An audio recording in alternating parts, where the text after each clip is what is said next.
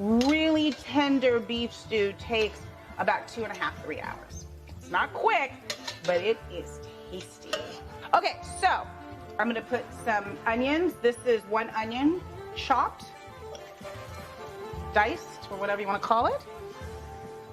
I am going to do some celery, 4 pieces of celery, chopped, 4 carrots, and I just love colorful carrots. I like all the different colors. You know me and the rainbow, I keep saying you gotta get your rainbow of vegetables.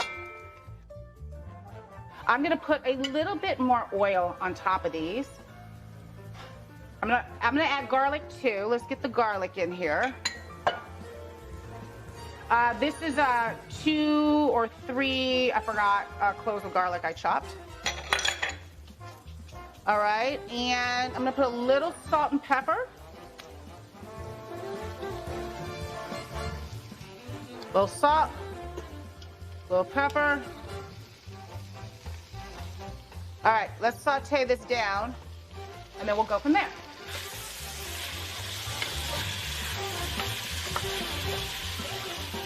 As these veggies saute, I'm just gonna drop some thyme in here. And you know what?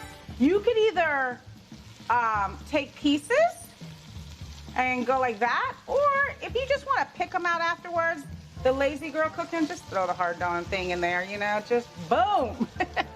And then before you serve them, you pull them out, really easy. And I think I'll put my bay leaf in there too.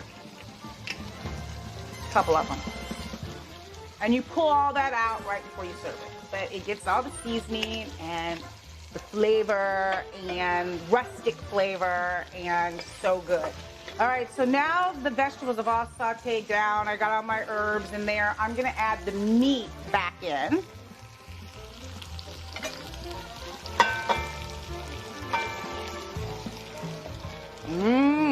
This is making me hungry. All right, I'm gonna mix all this together. Now we're building. Let me turn it down just a little bit to like medium low. All right, now I'm gonna do 2 dashes of Worcestershire sauce. That was 3, but don't count. I'm gonna do 2 tablespoons of tomato paste. I love buying this tomato paste that I get in the tube already. Instead of opening a can and wasting it. So I love this. So like 2 tablespoons. I hope it doesn't get all on my clothes. Usually when I cook, it's like all over me. And then like a 1/2 cup of red wine, whatever you have left over from drinking last night. Well, that's my house, that's right. Okay, and we're gonna mix it all up. So I'm gonna let this sit for about 5 minutes and kind of mix together. Then I'm gonna put my potatoes in and just build everything else in it. Some beef stock in a few minutes. And then it's ready to go in the oven for 2.5, 3 hours. It's simple as that. Just building in one pot. I love one pot cooking. It's not messy, it's easy, simple, and you don't have to clean up a whole bunch of stuff. All right, so the stew's kind of starting to form. The liquid has reduced down a little bit. Now I'm gonna add potatoes. I cut up 4 small potatoes, maybe 5, I can't remember, 4 or 5, depending on how many potatoes you like. And then I'm gonna put about a 1/2 cup of tomato sauce in here. I'm not gonna use the whole can. That's good. Okay, let's mix that a little bit. Oh yeah, it's thick. Woo, it's thick, baby. Then I'm gonna add beef stock. Really like 3 cups of beef stock, or depending on how your stock comes. Let's mix it with love, because you gotta remember, cooking is about love. Like, that's how I see cooking. It's just really putting all your love into your food and really making it special for your family and friends and whoever else you're feeding. Super, super important. I think it's super important that anytime you come into a home, that there is something special on the stove. Now, I'm a cooker. It's not for everybody. I know everybody doesn't love to cook, but that's why I started Allie in the Valley. So people who aren't used to cooking all the time fall in love with it, because if you have simple recipes that you know how to execute, like here at Allie in the Valley, then you'll love cooking. So it's not complicated. Okay, now that it's boiling, I am gonna throw the lid on and it's gonna go in the oven at 325 for 2.5, 3 hours. Let's do it.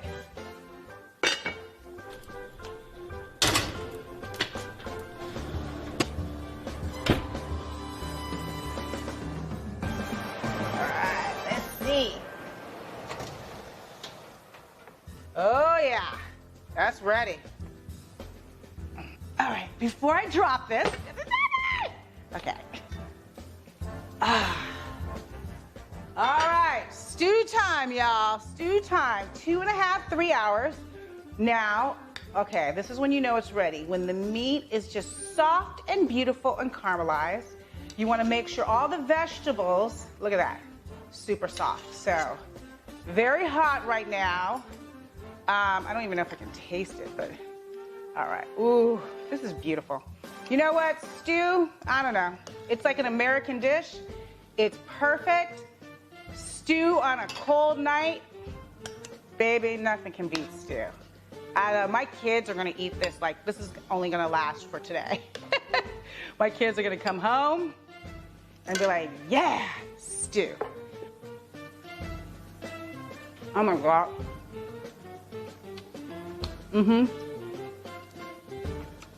I'm not Allie in the Valley for nothing. This is the bomb. Everything's tender. Everything just falls apart, melts in your mouth. This stew is easy to make, easy to execute, and honestly, I have to say myself, it's absolutely delicious. You know where to get the recipe, AllieInTheValley.com. If you like this video, hit the like button. Don't forget to subscribe. I need your support so I can keep doing these videos. And everybody should know how to make the perfect stew, beef stew. See you on the next Allie in the Valley.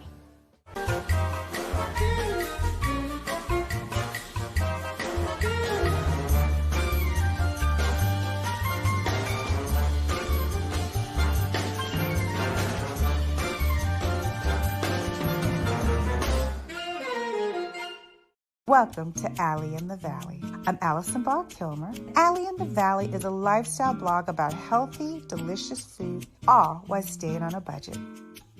Homegrown cooking, down-to-earth living.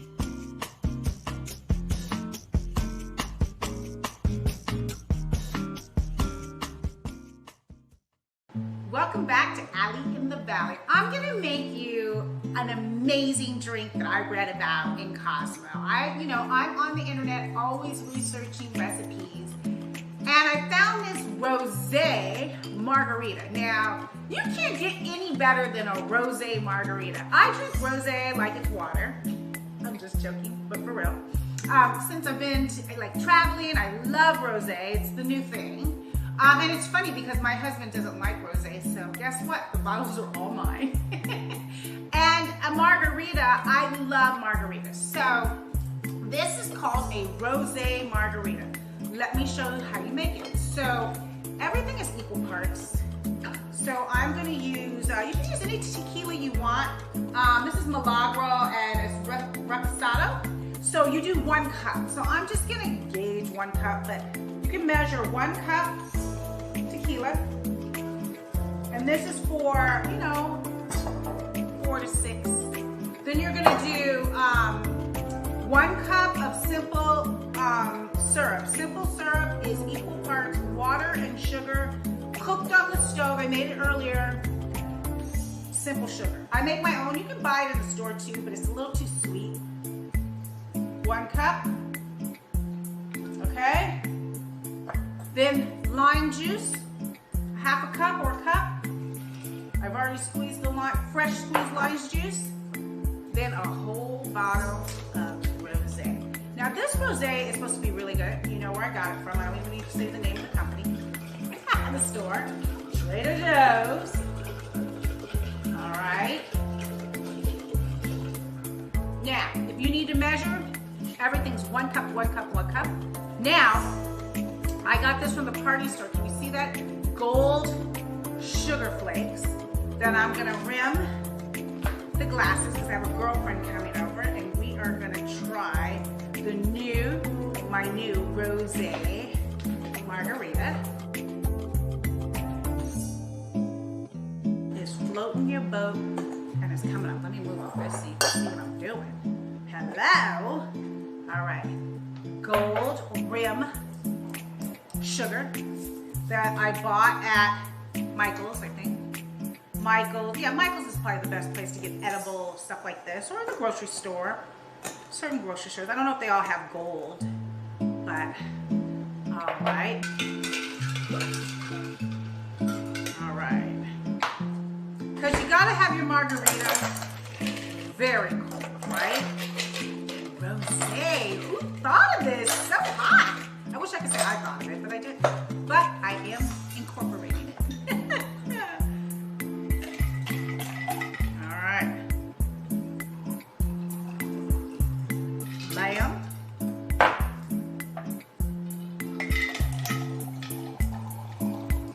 I mean, doesn't this look like lemonade? It looks so good and refreshing. All right, you know, I have to do the taste test. We need straws. I know straws are, you know, not popular, but those are paper straws. A little lime on top. Drop the lime in. Okay. Let's try this baby. Rosé margarita on the rocks. I think this is my new favorite drink. I'm gonna be drinking this all summer long. It's delightful. It's light, but it has a punch. Rosé margarita, you know where to get the recipe? www.Allie in the Valley. Rosé margarita. I think this is my new Cosmo. That's the bomb. Rosé margarita.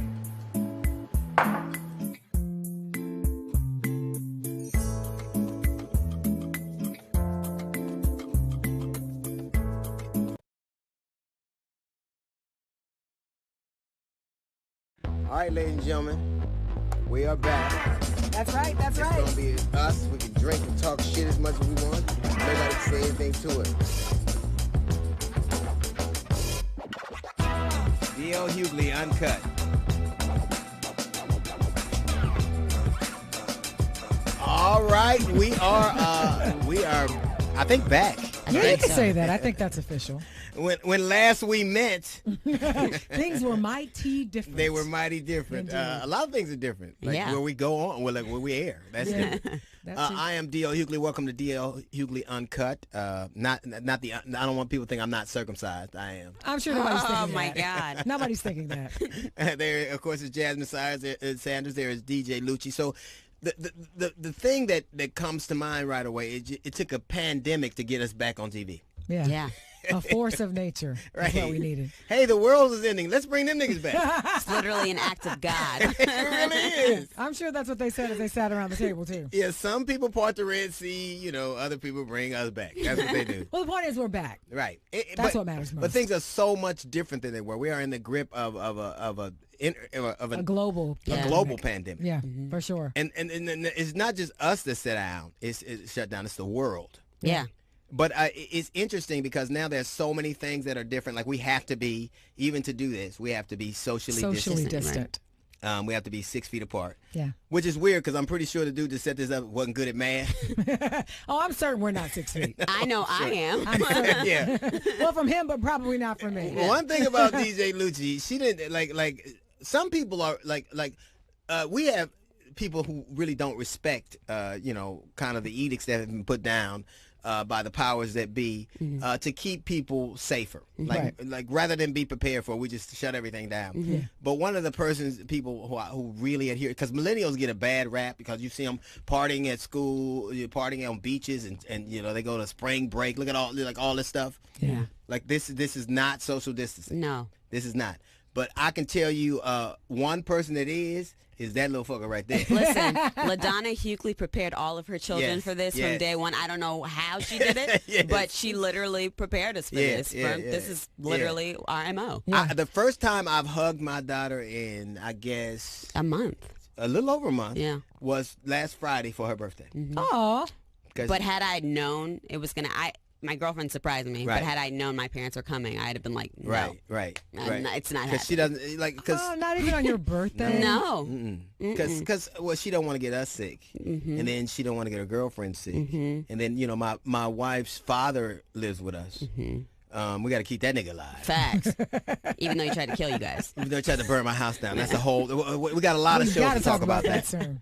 But I just think that this is now where we are, and the idea of what is going to be normal for all of us, like no one will know what the new norm is like. Right. Well, I think people are still trying to figure it out because you also have people who really don't believe in social distancing, unlike DJ Lucci. People are partying. They are tight. They have quarantine fatigue is what they're calling it. Right. Yeah. And they're ready to get out to the beaches and the parks and everywhere else. They want to get out. But the thing that's interesting is that we've been shut down. Like depending on where you are in the country, there's no uniform way. Some people, but the states that are opening up, like Georgia's opening up. And Georgia, everybody was talking about it's a balance between the economy and keeping the people safe. But Georgia, they decided to open up massage parlors, and they decided to open up barbershops and beauty shops and bowling alleys and nail salons, and that's where poor people go. Right. Yeah. And so really people. this is went from, a nation trying to come out of a pandemic to the purge. No, it's literally like the part of a movie we don't get to see, like Yeah. The Walking Dead or Right, something like that. right. Like, we're in the mix where you don't see, Right. and then when you click on the movie, it's when the Right. zombies Yeah, come. but here's the thing, though. I'm a firm believer in you are responsible for your own actions. Sure. So Yeah. just because they open these places up doesn't mean you all of a sudden decide No. you're going to get a tattoo No, but or I you're going to think get your nails done. I think Stay the hell home. But they've done a very poor job. Like depending on where you live, this is the first time I ever wished because we've been live in California. We've been under quarantine for almost 6 weeks. Yeah. Right, almost 6 We've weeks. been in quarantine for a month. Yeah, it's the first time I ever wished I lived in a state where they didn't give a fuck about their people. Like Florida. like Florida, like everywhere they had slaves, they don't care. Facts. Why would Everywhere they used to have slaves, we can open it up. Yeah. These niggas can take it. Let's see what happens. Yeah. and like protesters were walking around. Why is it that when white people want to protest anything, they walk around with assault rifles? Like you can't shoot the virus. You can't. And then they compared it to slavery, which was so dumb. Like America had slavery for 400 years, and you can't take being under quarantine for 2 months. Facts. Yeah. Like- They're not used to that, though. No. They're not used to being told where they can't go. That- like that- we are used to it. We Slaves know. had to pick cotton, and you mad because you gotta pick up your dinner at curbside. Right.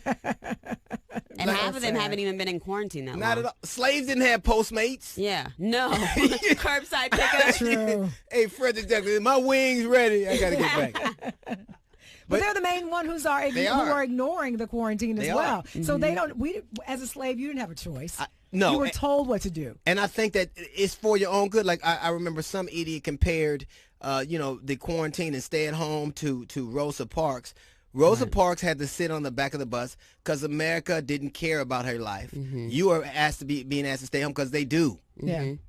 They do.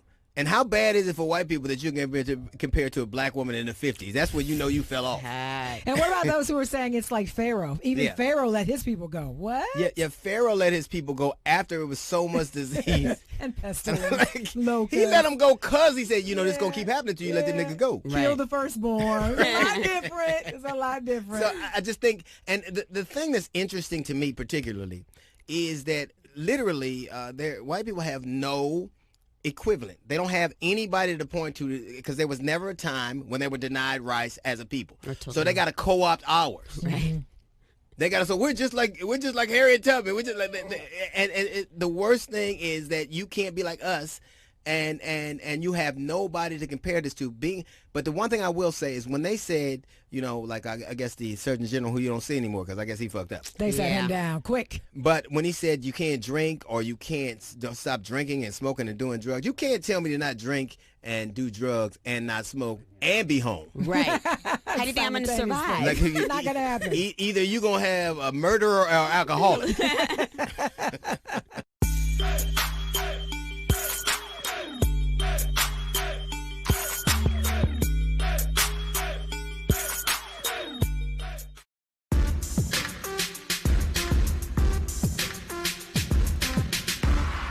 Welcome back to DL Hughley Uncut, and don't adjust your whatever listening device or Right. watching device. Right. It's us. We have different mic flags, though. I don't which is think they're super dope. different. You don't think so? It seems like we've been here before. I think they're different. I don't know what it is. Less disappointment. We have Charlie, Big Charlie in the back. Yeah, that is Big Honey still. Big Honey still right there. Yeah, Big Honey. You can't say he's literally a white shadow. Yeah, he is. We couldn't afford lighting for him. Award. Because we couldn't afford lighting, so he actually is a white shadow. And a big one, but we love him. I think that we are permeated. Like everybody has an idea of what works. There's just so much fear and so much misinformation, and everybody. I heard from somebody that said this, and so you can't really tell what is real or not. Mm-hmm. But one thing that's constant. I don't care what situation we find ourselves in here, in as a country and as a nation, there will always be somebody that acts as zip damn fool. All the time. Yeah. And we have a segment called This Nigga Here. It's somebody that does something every day. Because we do that all the time. You ever watch somebody go, this nigga here? Every damn day. What is he thinking about? Yes. So I want you to take a look at this clip. Jeff, you got the clip for me? Senator Dale Zorn from Ida, he says the whole thing was a mistake and a misunderstanding. But he says he still feels that time period should be taught in schools. I think even if it was a Confederate flag, we should be talking about teaching our national history in schools. And that's part of our national history. And it's something we can't just throw away.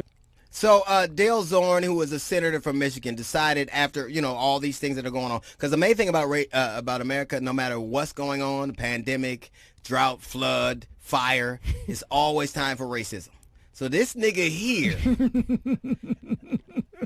decided to wear a Confederate flag mask. Mm-hmm. Well, he said his wife made it for him. Yeah, of course. Well, first of all, let's be very clear. He denied it. Yeah. Then he said, no, my wife made it for me, so I wanted to wear it. Right. Then he came out with a statement of, it's part of history. Yeah. It should be taught in school. When have racists ever liked history? Like everything they don't is uncomfortable for them, they deny. Yeah. Like everything, like racists will never, they're responsible for everything good. Mm-hmm. Like everything, modern civilization, America, they created or responsible for everything except the word nigga. They weren't responsible for that. That was hip hop did that. But the other thing is, look at the way that they frame history. Remember the article that we talked about that was in, I think, the New York Times, and it talked about Thomas Jefferson? Right. And the little romantic apartment that he had for the love of his life, Sally. And we know that was not true, but that's the way they remember it, and that's the way they tell it, and the way they teach it. But history is amazing because they don't generally want to talk about it. If they wanted to talk about history, it wouldn't be out of so many of the nation's textbooks. Right. Like if you're in Texas or Louisiana, it's not called slavery. No. It's called the people want to work. Yes, look at their nice uniforms. But the Confederate flag, if we're going to be realistic about history, was a symbol of treason, tyranny. You took up arms against the United States of America, and there are men who talk about we want freedom, but they wanted the freedom to deny other people freedom. Right. And most of the symbols of the Confederacy actually came about after the Civil War. Mm-hmm. After the Civil War, like the Union Jack and the statues came about not as symbols of what was going on in the war, but to terrorize people. Yeah. And in Michigan, you could tell. Here's how I know the state capital of Michigan ain't Detroit, because he wouldn't have got away with that shit. Well, first of all, he was on the floor of the Michigan Senate. Right. Of all places. Of course. You weren't at Nana's and Papa's. Right. You were on the Senate floor. Right. Yeah, it's only two white people in Michigan, Kid Rock and Eminem. You know what it reminds me of? When he said, Jazz said his wife made it, that scene from Django, when they cut the holes. And don't ask me or mine for nothing, when his wife made it for him. Man, don't wear it. Yeah. But no matter what is going on in America, there is always time. I don't care what you say, there's always time for racism. Like even the race car driver, was it Dale Larson? Mm-hmm. Oh yeah, who got caught? He was on a video game and he said "nigga," and then he he pretended like, oh, I'm sorry, I didn't mean that, and I wasn't raised that Not way. who I am. Here's what I would like to say. If you get caught being racist or saying the N-word, stop telling people that you weren't raised that way. You were. Right. If you follow somebody who said the word nigga home, it's somebody answering the door who taught them. That's true. It is something, and there always is time for racism, because no matter what, people don't seem to understand that we are firmly entrenched. It doesn't matter what aspect we're talking about. We're talking about people dying. We're talking about the economy upended. We're talking about things never being back to normal. Mm-hmm. But the thing that satiates the American psyche more than anything else, the thing that we're most comfortable with, is the fact that we're very familiar with racism in every form. It doesn't matter what it is. Yeah. It doesn't matter what's going on. Yeah. There's always time for niggas. Yeah. Always. Yeah. It's like a Sunday dinner. You know what to expect. Right, and you're right. waiting for it. Mac and cheese, Right. sweet potatoes. You know what it's going to be. And racism. If his wife was going to make him a mask, why did she make him one with enough room for that extra chin? Bruh, that gobble gobble right there. That's called a waddle. The waddle. He has more chins than a Chinese phone book. I don't understand.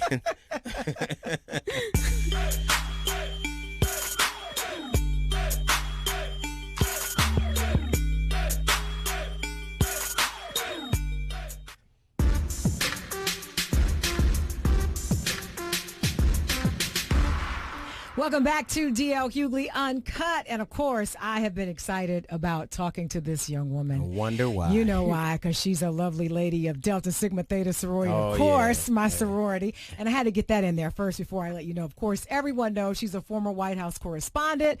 And she's basically, she's still a correspondent. But she's, Right. I'm sorry, she's actually practicing self-quarantine. Right. Yes. Right? Right. Because being careful and safe, loving her family and loving herself, we get it. But also, I think she's best known as always keeping Trump on his toes. Yeah. Please welcome to the show, April Ryan. How are you, Miss Lady? Hello, DL. Hello, This quarantine got you looking. You got your hair done somewhere. That's how Deltas roll. Don't worry about that right there. It's a hot comb in your quarantine. I know that. Let me tell you something. I've learned how to use a curling iron. Yeah. Now, it's amazing that you've kind of morphed into your own thing. Like you're doing kind of what you've always, maybe it's what you've always known. But I think a lot of the country, we always knew you, but a lot of country got to know you for your run-ins with the Trump administration. And you were, for decades, a White House correspondent, right? 23 years, DL. 23 years. And you survived almost everything, wars and floods and earthquake and fires, but you could not survive the Trump administration, which is, you're like the post office. No. I'm still here. That's right. Still battling. Let's be clear. I have run from death threats, and I have not gotten caught, and I am running from Rona, and I'm not getting caught. I will not go back to the White House until the all clear is there. I'm still working. I'm working from home. Right. I talked to Congressman Don Byers. I talk to everyone still. Right. But it's just not safe. Even the White House Correspondents Association said, if you don't have to come, don't. But even at that, you were always the epitome of professionalism. But that became increasingly more difficult. It seemed to us, now I can't tell you how you felt, but as an observer, we often talked about it. It seemed difficult to act professionally with people who were determined not to be. Like there's a certain amount of decorum, regardless of what political stripe you adhere to, that there seemed to be a certain respect for the office of the presidency and the media. And that seems to not be the case anymore. It's not the case.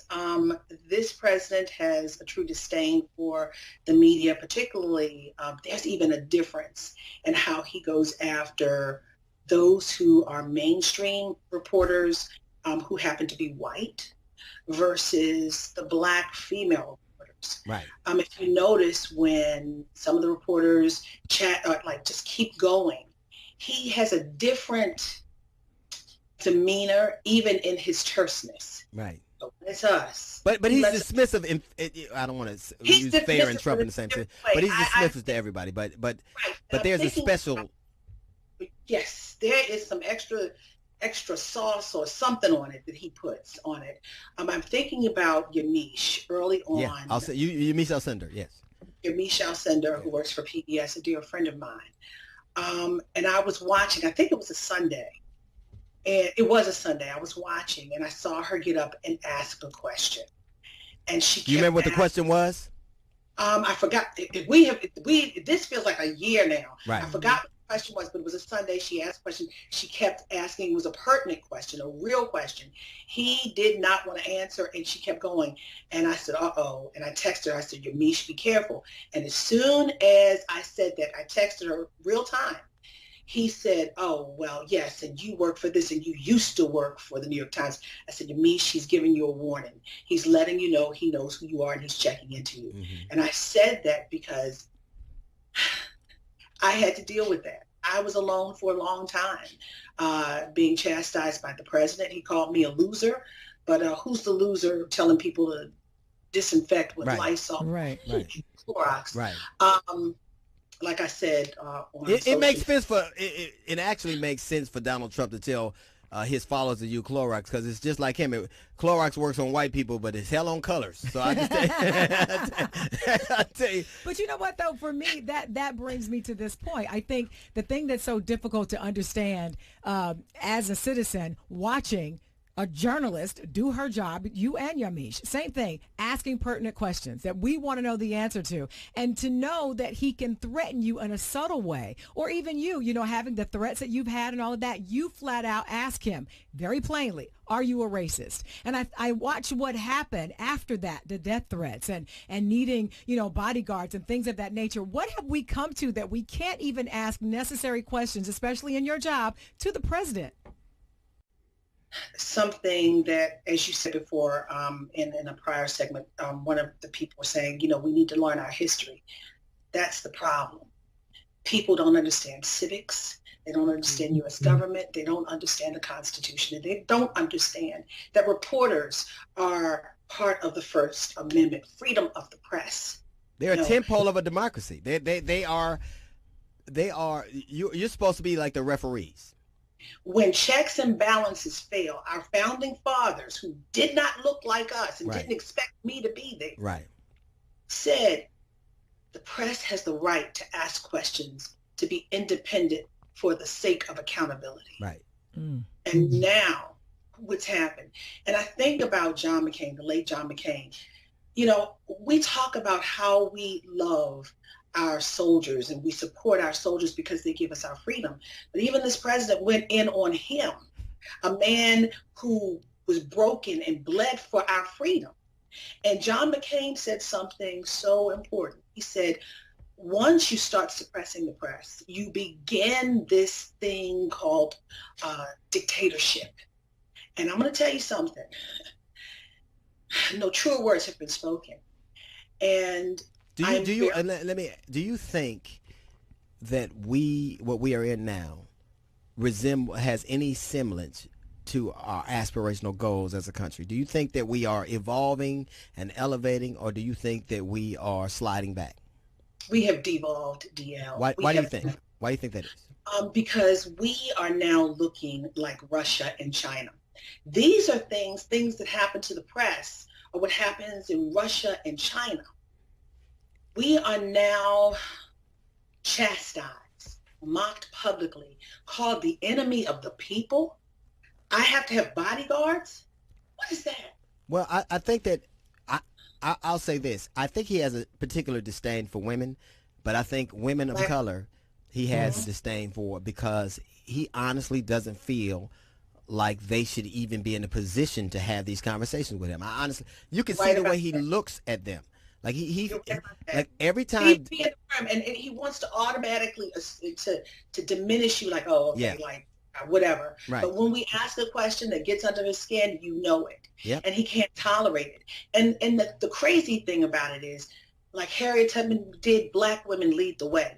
We were the ones showing the others in the room that you did not let him knock you down because this is your job. Right. It's not about you. It's about the American public. Oh, and I'm going to tell you something. I'm still standing, and he will not make me leave. Right now, Rona's got me here at home.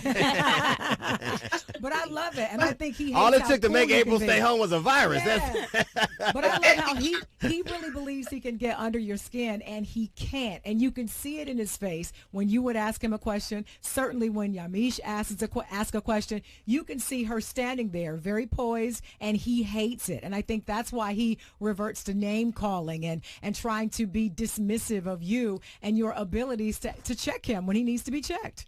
Well, Sora, as you know, we stand on the shoulders of greatness. We are the dreams and the hopes That's of right. slaves and all those who press for freedom. And I'll be damned if I let this president or anyone else, from this president to Sean Spicer to Sarah Huckabee Wood and Omarosa, make me leave. Hell to the God. I'm going to say something, and I believe that we're in a situation where it should be a shame. It should be a national disgrace that this country leads the world in citizens that have contracted this virus and that have died from this virus. It should say something about where we are. More Americans are dead right now in this man's presidency than died in the years of the Vietnam War. And I think a lot of it has to do with the fact that whether you like this or not, this man is incompetent. Oh, yes. And I think that to lead people, you have to love them, or at the very least like them. And I think he does not have a true respect for leadership. Means that I'm going to do what's best for somebody else. I'm going to do what's best for the people who elected me. His service is just to him. And I think it's disingenuous to compare him. There are a lot of people I disagree with politically, but from a human standpoint, I can't recall anybody in recent governance history that has had such a patent disregard for humanity. You know what I've never heard this president say during the entire time of this pandemic, which has been, I am sorry. We feel, I feel horrible for these people. My heart goes out to them. Never a tear, never a moment of pure humanity. And I think what he saw, what you saw is that I know you can't say this, but I think you saw an absence of that from the very beginning. Well, let me say this. I can say it, and I'm going to say it now because I believe that I'm doing a disservice to the American people by not speaking the truth. And when I say the truth, but speaking without filters. I have covered 4 United States presidents who've called me by name. Well, let's say 3 who have called me by name. This one calls me a whole bunch of names. But I've been there for 23 years under 4 presidents. The last 3, I have seen various situations where there were national emergencies and crises. We had H1N1, we had Ebola, we've had Katrina. I've been there for all of that. And now I'm here for coronavirus. And I'm going to go back to something you said. You talked about leadership. I'm going to say power. Power means service. Power means service. And when he took that oath of office on that January 20th day, he took the oath to protect and serve. And that's not happening. Okay. I have graded presidents in 2 books.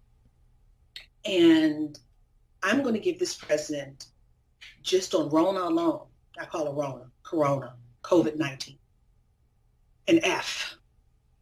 Well, no, why, okay. An F, not a D, not a C minus. An F. Okay. I'm familiar with Fs, April. I got a lot of them. And I got an F because you know why I got Fs? Because I didn't show the fuck up. I didn't even go to class. I wasn't interested. I did not attend. I didn't even have the basic modicum of motivation to show up. So that's why I got it. Smart as hell, and I love talking to you. It's like being at Thanksgiving with family when you got the Republican over here, the Democrat over here, and this one over there just have their opinion and their drinky drink, and y'all just going at it. Oh, no, they drinking for sure. But no, I gave him an F, and the reason why, number 1, for the failing grade, people are dead. And 1 dying is an F. But if these people didn't have to die, his handling of this, he got in on this late. There are documents that Benny Thompson, Congressman Benny Thompson of Mississippi, who is the head of the Homeland Security Committee in the House, that date back to December 2019 from World Organization saying, watch out, dated to the White House, dated and sent to the White House. Not only that, Susan Rice in the transition years ago was talking to Michael Flynn about the possibilities, the timeliness of a pandemic coming. They didn't know what, but they knew something was going to happen. They dismissed it. January and February, the president was talking about this is a Democratic hoax. But he says he didn't say it. Okay, let's roll the tape. Anyway, we got tape. And listen, I've been around long enough that when a black woman say roll the tape, you don't want that. You know, and you don't say it unless it's not true. I'm not that girl. If there are no receipts, I'm not gonna say it. And I'll tell you, the enablers around him, the people who are not stepping forward, who know these things are true and are not calling it what it is. And that's the problem, the enablers. And the question is, after this is all said and done, it's unfortunate, once this is all said and done, that's when the investigations are going to happen. But you would have, April, I agree with everything you said, but here's the thing. It says more about the American citizenry. It says more about us as a population than it does about his presidency. Because the fact that we would allow this, if you just change the names on this particular dilemma, if you change this disaster, if you change it from Barack Obama to from Donald Trump to Barack Obama, the nation would not act as passively as it has. Been gone the first day. Exactly. So we can say that it is not the administration alone that gets an F. It is the American population that gets an F too, because they accepted it. Enablers. I still believe there are still so many people who want to do right and who are trying to fight. And so many people have been bullied into submission. They fight those people of goodwill. So that's the problem. A lot of people are scared to be tweeted about the president. What's a tweet gonna do? Come on, man. But they took oaths too, like this Dr. Fauci and the other chick. They sat Dr. by. Fauci sidelined Dr. Fauci and poor Jerome, as you call him, Surgeon General. I'll say this. I agree. But we come from people who risk a lot more than a bad tweet. We come from people who risk life and limb to better their families and to protect their communities. So when somebody tells me I'm afraid of this man because he may say something bad about me, it is hollow to me. Yeah. I think the American people, I'll tell you what, this is a true testament of where we are right now. It isn't that people are dying that the American people are responding to. It is that the economy is in the tanker. Because if you had the same number of people dying right now, but the Dow was up and people were still, and unemployment was low, this country would shrug it off. And that is an indictment on us. We can't say that there are good people when so much malfeasance and evil is allowed to be done.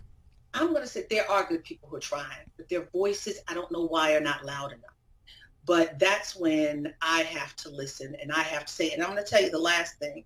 I told you his mishandling and the deaths first and then the mishandling, but also DL, the messaging.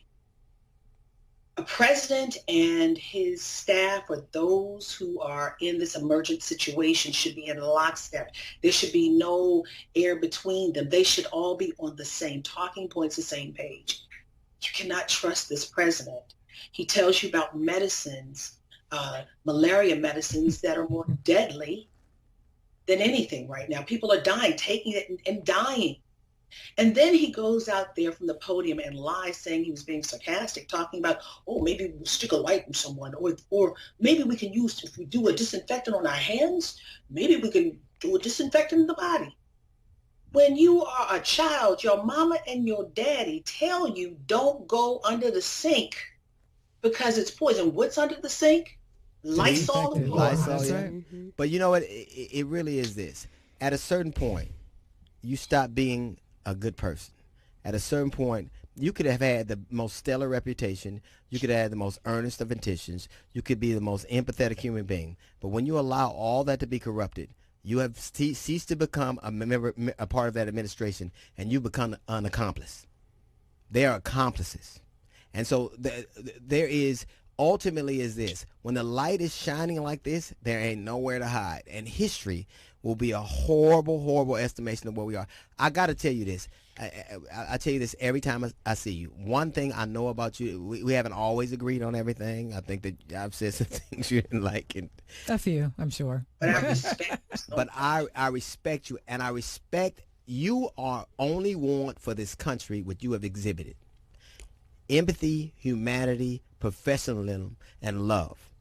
And if they are not, and sometimes they're not worthy of it, and we'll see how this thing works out, but I think we're better for having you around. We are. I appreciate you, Dia, and I love you, but I want to tell you this before I go, and I don't want to sound doom and gloomish, but there are several things I want everyone to watch out for. This is going to be an ebb and flow for 2 years until there is a vaccine, a mass-produced vaccine, and a global immunization. That's going to be at least 2 years. So we've got to be careful until then. And also remember that this administration is taxed. Everything is taxed, meaning we are in hurricane season, and FEMA is already out there. Fire season's coming up in the West. It's praying time, y'all. That's all I got to say. Well, this sounds more like Revelations to me. April Ryan, thank you, baby girl. You be careful. Love you, girl. Love you. Bye-bye. Bye, Jasmine. All right. It's D.L. Hughley Uncut.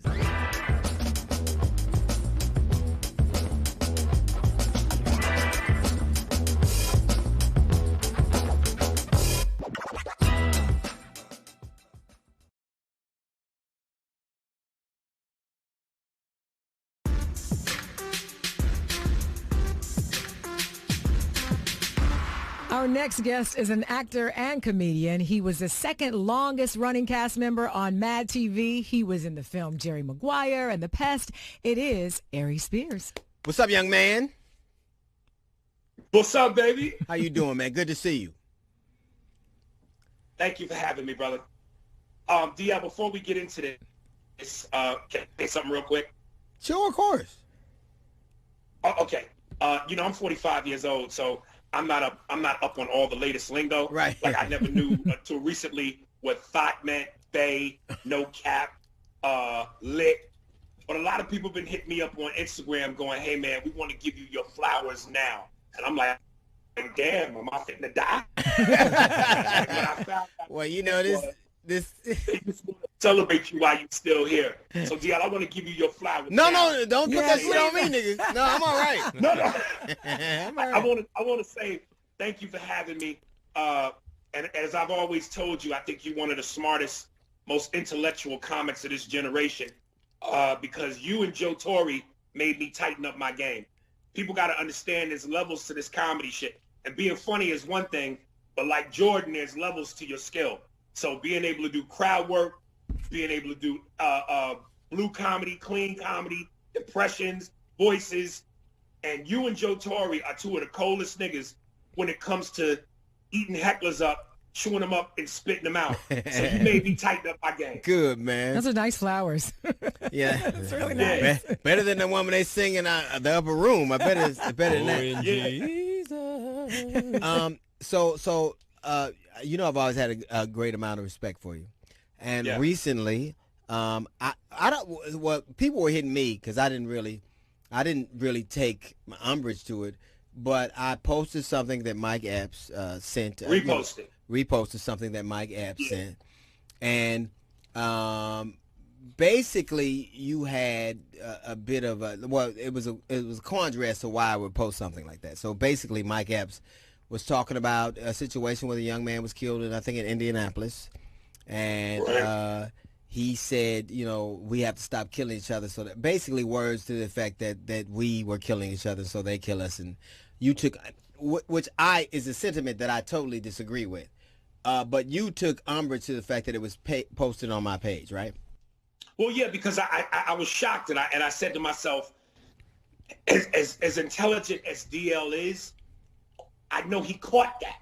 So if he caught that, why would he repost that? Right. And that was just a head scratcher to me. Right. Because I felt it was a very dangerous message to try to put out there. And as I've said adamantly, I agree with Mike. Black people, we need to stop killing each other. We need to do better.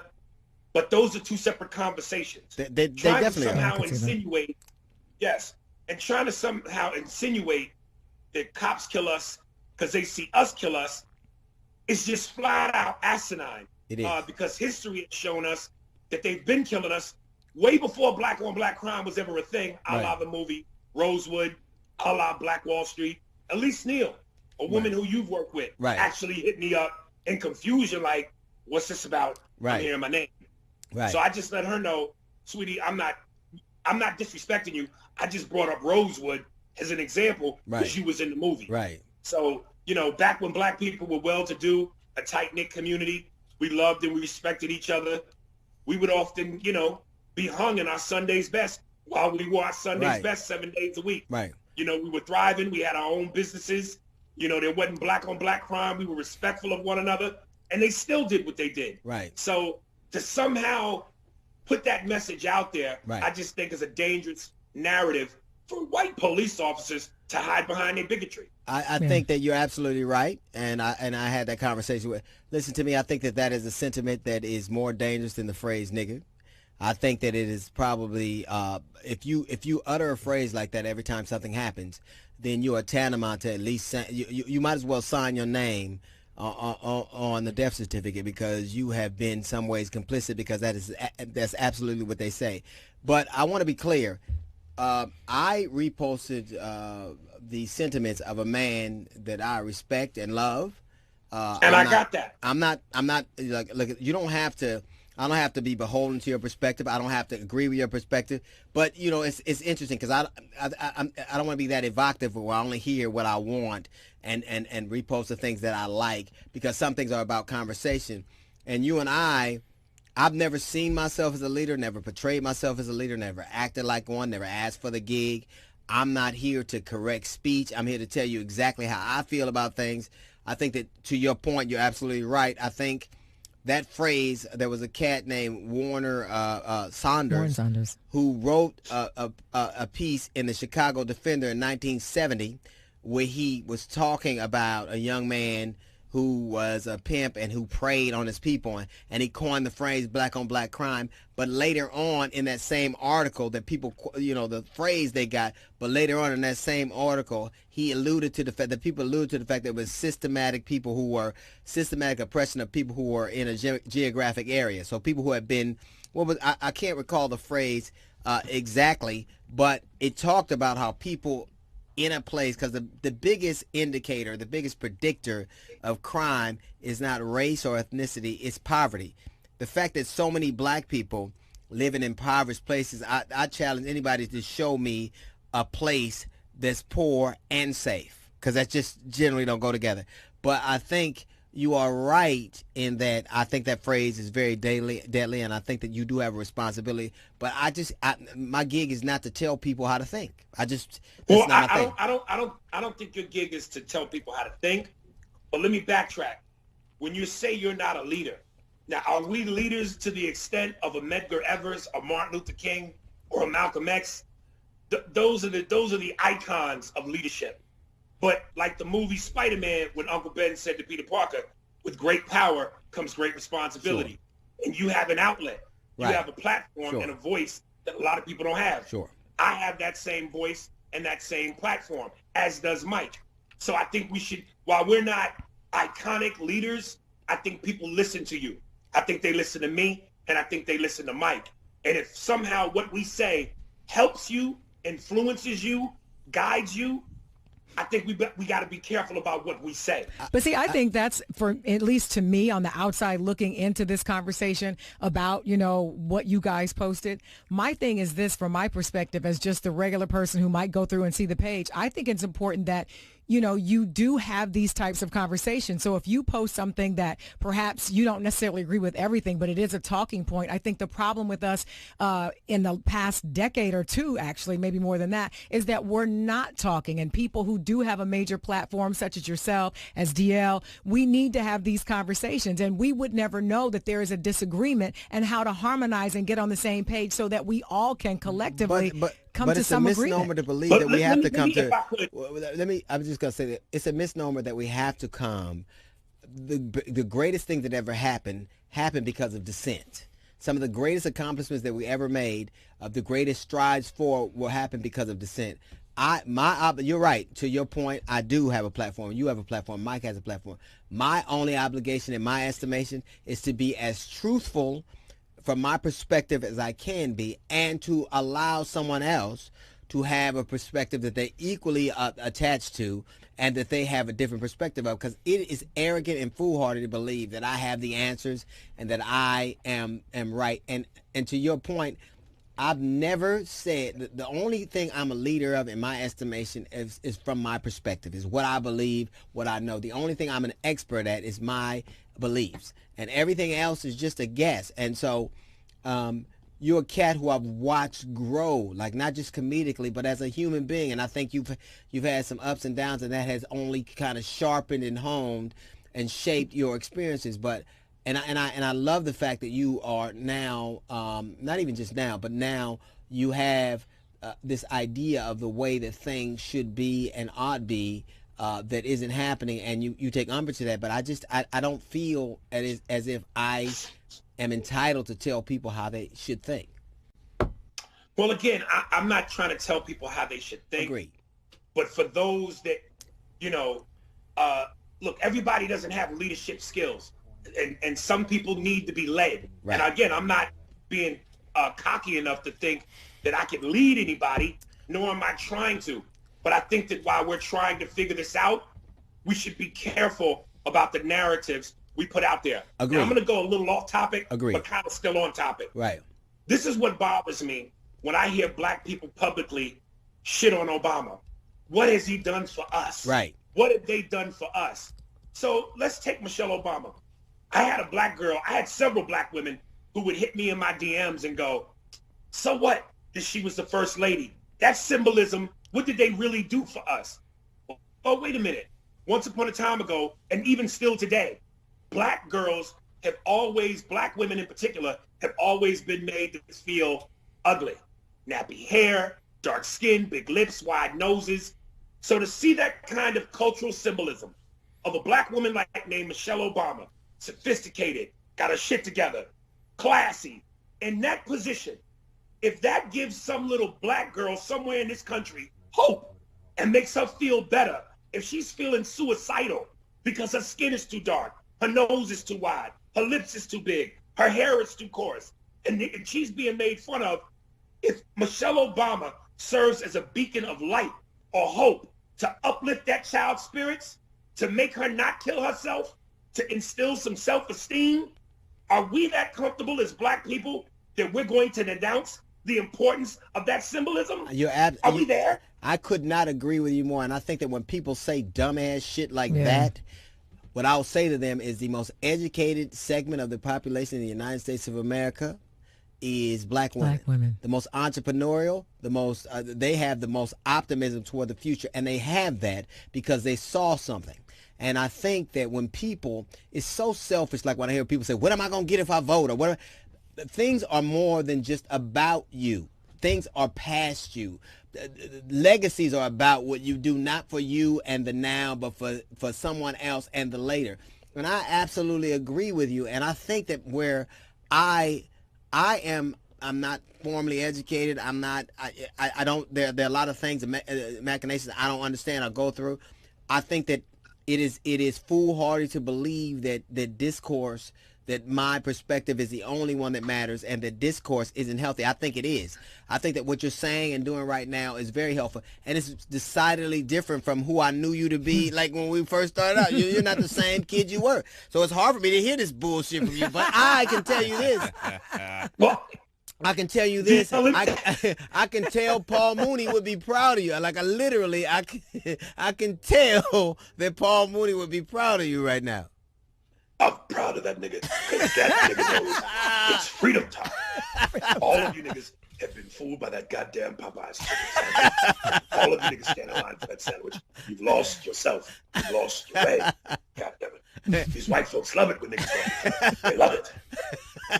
Let me just say, Dia, and let me just say, again, let me go back to the Obama point. Because I've spoken on this passionately, and I've caught a lot of shit. Right, you have. Right. And I almost wish you would also, and I hope in this opportunity, you say something. Because again, when we publicly shit on Obama, Absolutely. for the racist white people that don't like him for the real reason they don't like him, we now give them the opportunity to go, I think you're absolutely right. His own people don't like him. So why should I? Knowing that's not the reason you don't like him. So whatever it is, black people, whatever discrepancy we have with what Obama may have done or not done, let's keep what going on in our community, like black on black crime in our locker room. I think you're absolutely right. Here's where I disagree. I think that the phrase black on black crime is a symbol of self-hatred. I think that is. I agree too. I'm just telling you what to say. It is believing that we are somehow deviant. Crime is about proximity. People around people kill people around people. In terms of Obama, I don't think we're so fragile. Like, I really believe that America has, this is my personal opinion, America never deserved a man who comported himself as well in that office as he has. You can't think of a modern president in the last 40 years that didn't have some level of scandal. He loved this country and the idea of it, and he was aspirational enough to, and still does. And so, but where I differ from you is my estimation of him doesn't change based on somebody else's circumstances, and his legacy isn't so fragile that some people not agreeing with it will erode it. He will stand the test of time because he was an exemplary man and did an exemplary thing. There's not one human being that's being objective that can compare his legacy to Donald Trump's legacy and not see a better human being, a better president, and a better American. Right. So but I think that those kinds of arguments fall on their face, and they don't necessarily need me to kind of guide them through it. They don't need me to do it. Well, let me ask you this, and again, this is where I will disagree with you. Sure. We're having the friendliest disagreement. I was about to say. They do need you. A lot of but let me bass in ask you, do you think when they go, what did Barack do for us? Do you think he did something for us? I think that he did. I think he did. He passed the most most forward-thinking legislation in modern American history, the Affordable Health Care Act. Not only did he do something for us as black people, he did something for the American, like the people right now who are dying right now, who are struggling right now and dealing with the very pandemic he also had the foresight to prepare America for things that weren't even there. So had people followed his example, if Donald Trump weren't trying to destroy everything Obama did and learn from him, because I think that's all of us, we have an obligation to learn from the people who did it before, we wouldn't be in this pandemic right now. Had he not disbanded some of the things that Obama done, had he not been trying to erode his legacy and tried to learn from him. So I think that he loved America so much he thought of it not just in the now, he thought of it in the future. He gave America life insurance. But you know what? Also, but from the very black people that are listening, I'm sorry, I don't mean to cut you off. No, it's fine. To the black people that are listening, Obama was the president of the country, not the culture. Absolutely. So, this notion that he was supposed to get up there and just serve as black people would have been detrimental to the next black president, because it would have fed white people an excuse to go, you see, just like we thought. He gonna look out for just them. I don't know. I think he did a fantastic job. I think he did a spectacular job. I think he's not without his foibles. I think he did some things I didn't necessarily agree with, but there's no doubt that he comported himself with decency and respect, and he elevated the office of the presidency. But I don't think I'm not one of those cats who watches a black dude do something and owns it. I don't go, look, he's making us all look bad. I think that we're not a monolith. We're not one group of people. How can one man speak for a race that got Lil Boosie and Barack Obama? You know what I'm saying? We can't. So I just think that we are more resilient than and not as fragile where somebody can say a thing about it. If we can survive slavery, if we can survive Jim Crow, if we can survive the passing across the ocean chain together, we can survive people disagreeing and not necessarily understanding our plight. We will still be here anyway. That's just my idea of it. I think that we are much more resilient than people are necessarily ready to accept.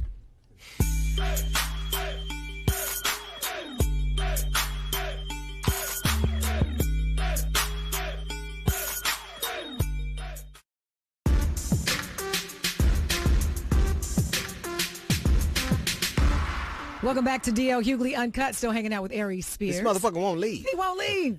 It's a good thing we ain't on broadcast television. We'd have been.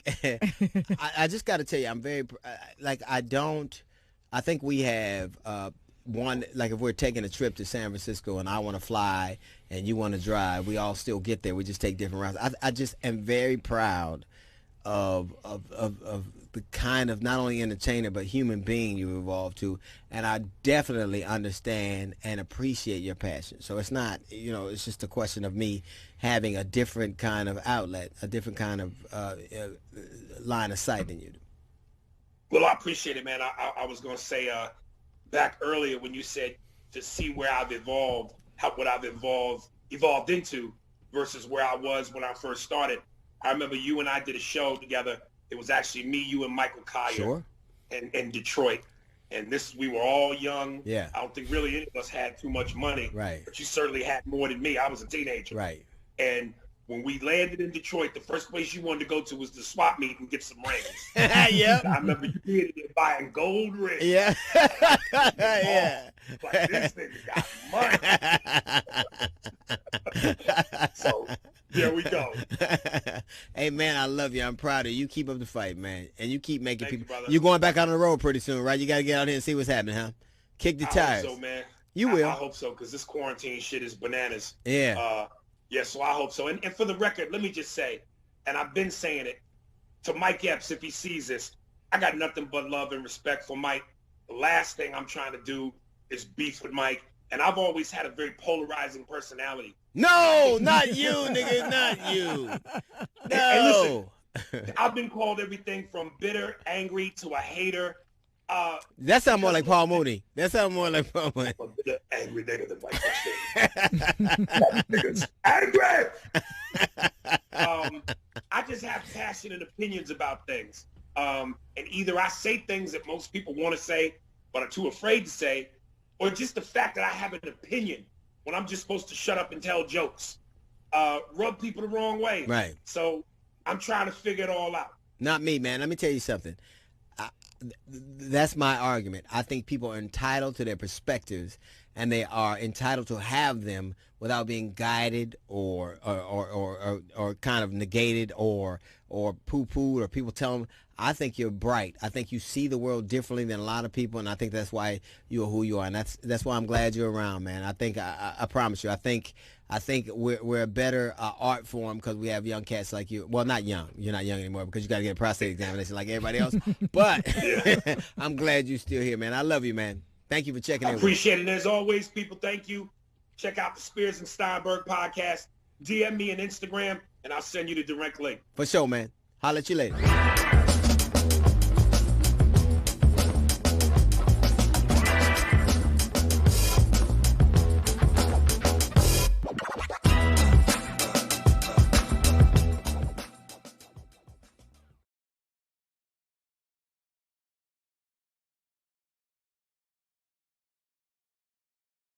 All right, ladies and gentlemen, we are back. That's right. That's right. It's going to be us. We can drink and talk shit as much as we want. Nobody can say anything to it.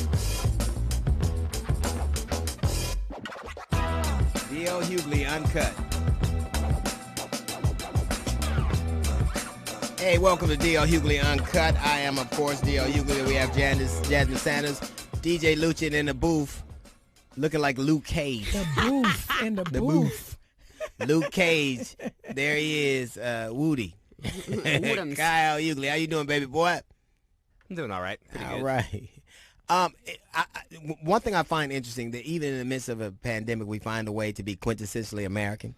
Yes. Like, there is this argument, where, aid is really scarce. Like, we don't have a national plan to deal with this pandemic. Like it's catch as can. You're on your own. But we don't have a leader. That's what that is. And that really is. And of course, power abhors a vacuum, and people are gonna find a way to lead. I think the governors of this country have done some of them, whether they're Republican or I think you got to look at New York, you got to look at Maryland, you got to look at Ohio, you got to look at Michigan, you got to look at Oregon, Washington, Colorado. You got to look at California. Shout out to Gavin. You got Gavin Newsom, Shout out to California. Gavin. I do wish I lived in a red state because they don't give a fuck about their people, and I at least be going to. I can at least go to a restaurant right now. Yeah, but and they're proud of it though. they are Proud of it. But this argument, kind of flies in the face of what we always say, like how Americans all come together. Mm-hmm. But there's Trump and McConnell, who are now, the president and the Senate Majority Leader, have this whole blue state, red state thing, and they want to, like McConnell suggested that we should let some states go bankrupt. There you go. But you from Kentucky, motherfucker. You from Kentucky. Let them know. Look, thanks for your horses, your basketball, and your tobacco, but fuck off. But somebody should say that to him. Somebody just did. Well, come on. Nobody will hear it. Yeah, I was going to say somebody should say that to him. The fact that they listened to that and they even debated it. And some people were like, well, it wouldn't have been a bad idea. Here's the problem. We exist, the United States of America. The difference between us and a third world country is blue states. That's literally it. That's it. You could take New York pays a lot more than they get back. So do California. So does Connecticut. So does New Jersey. Mm-hmm. So these are blue states that pay a lot more than that. We are the Oprah to y'all Stedman. Pretty much. Pretty much. But this notion that we are all in this together, when even at a time like this, we're divided along political lines, and you can see it all the time. When Hurricane Sandy hit. There was a reticence to give them the aid that they needed. But you let a hurricane happen in Florida and Texas, everybody, you know what you always see? You see Florida strong. You see Texas strong. Mm-hmm. You don't ever see California strong. You don't ever see New York strong. Because nobody ever feels sorry for them. Not at all. You remember what Trump said when all of the California fires. Right. And he said something stupid like, you should sweep the floor in the forest. What the hell are you talking about? Literally, it's places that this country would not exist. You could take a few states you could take a few states in the South. You could take Mississippi, Alabama, and West Virginia. You could put them together, right? And they wouldn't have the population that New York does. Mm-mm. Or the wealth, or the education. The money, shut up, take your government assistance, and stop playing in the big boy chair. Or let us leave. But the interesting thing about that is knowing that. It's no secret when you look at the statistics when it comes to education, healthcare, all of those things, economics, knowing the things that we know about that particular area of the country, why do we let them lead? Why do we follow? Why do we listen? Because America's the Flintstones and the Jeffersons, mm-hmm. and the Flintstones are in charge. Mm-hmm. We're trying to go to space, and we're trying to drive cars, and these like with no driver, and they still trying to stop cars with their feet. Yeah, it's just at a time like this, we are supposed. It's like a team. Imagine a team that a football team, a basketball team, where they go, well, I scored all my points, and we lost because of you. You'll never be a champion unless you can play and win away games. Right. You got to win away. You got to win in situations that are dire, in situations that are hostile. And every time there's a situation like that in this nation that I'm aware of, it always seems to diverge and devolve to this. And it's always been bad. Let's not pretend like that this time or administration is responsible for it. But this takes a particular patina that I don't know that I've ever seen before. Mm-hmm. I don't know that I have. I know I haven't. I'm embarrassed by it. Well, you haven't seen anything. I know that. I know I haven't. Yeah. You're 7. But that's a sad thing. You didn't see Atari either, so fuck what you talking about. But I tell you this, looking back at what we had with Obama, there are a lot of people who criticize him, a lot of people who say that he didn't deliver what he promised. But I tell you what, looking back at the way he led the country and looking back at his presidency, you've said this 1,000 times. I couldn't agree more, and that is we didn't deserve him. Well, no. America didn't. We didn't deserve him. He cared. Listen, look at the leaders who you see care about their people, and I don't care what political stripe. I think DeWine in Ohio. I think Hogan in Maryland are two. They're Republican, but they are doing an exemplary job. You could look at Michigan's governor Gretchen. You can look at Oregon. You can look at Washington. You can look at California. You can look at Colorado. Look at the people who seem like they care about their people. You can look at Cuomo and. Like this dude, in addition to, he looks like a leader. When you have a leader that says all the glory is mine, but none of the fault, the problem is this, that if you listen to what Trump says, he's responsible for everything great that happened and nothing bad, right? and that he's done everything right. But if you've done everything right, then why do you need to change everything? Mm-hmm. Why do you need to change anything? If everything you've done has been perfect and exemplary, then and 1 million people got it, and now before this is all done, there may be upwards of 100,000 Americans who are dead. If you've done everything right, then why is there a need to change, and what do you learn from that? If you've done everything right, what are we going to learn from the worst pandemic in modern history? Well, what you can't do is throw out the number of people who died and then say that you did everything right. That in and of itself doesn't even go in the same sentence. And if you had done something right, at least pretend like you care about it. Right. Well, the latest thing that he said was that he created the best economic plan the world has ever seen. Maybe. And the only reason that things are faltering now is not his fault, but because of the pandemic. Let me just say this. When you got to tell the president of the United States, when he said, the ingesting these disinfectants, when he said that, let me just say this: when somebody tells you not to listen to the leader of the free world, you cannot say you're the most powerful nation on earth. Right. You can't say it. You can't say it.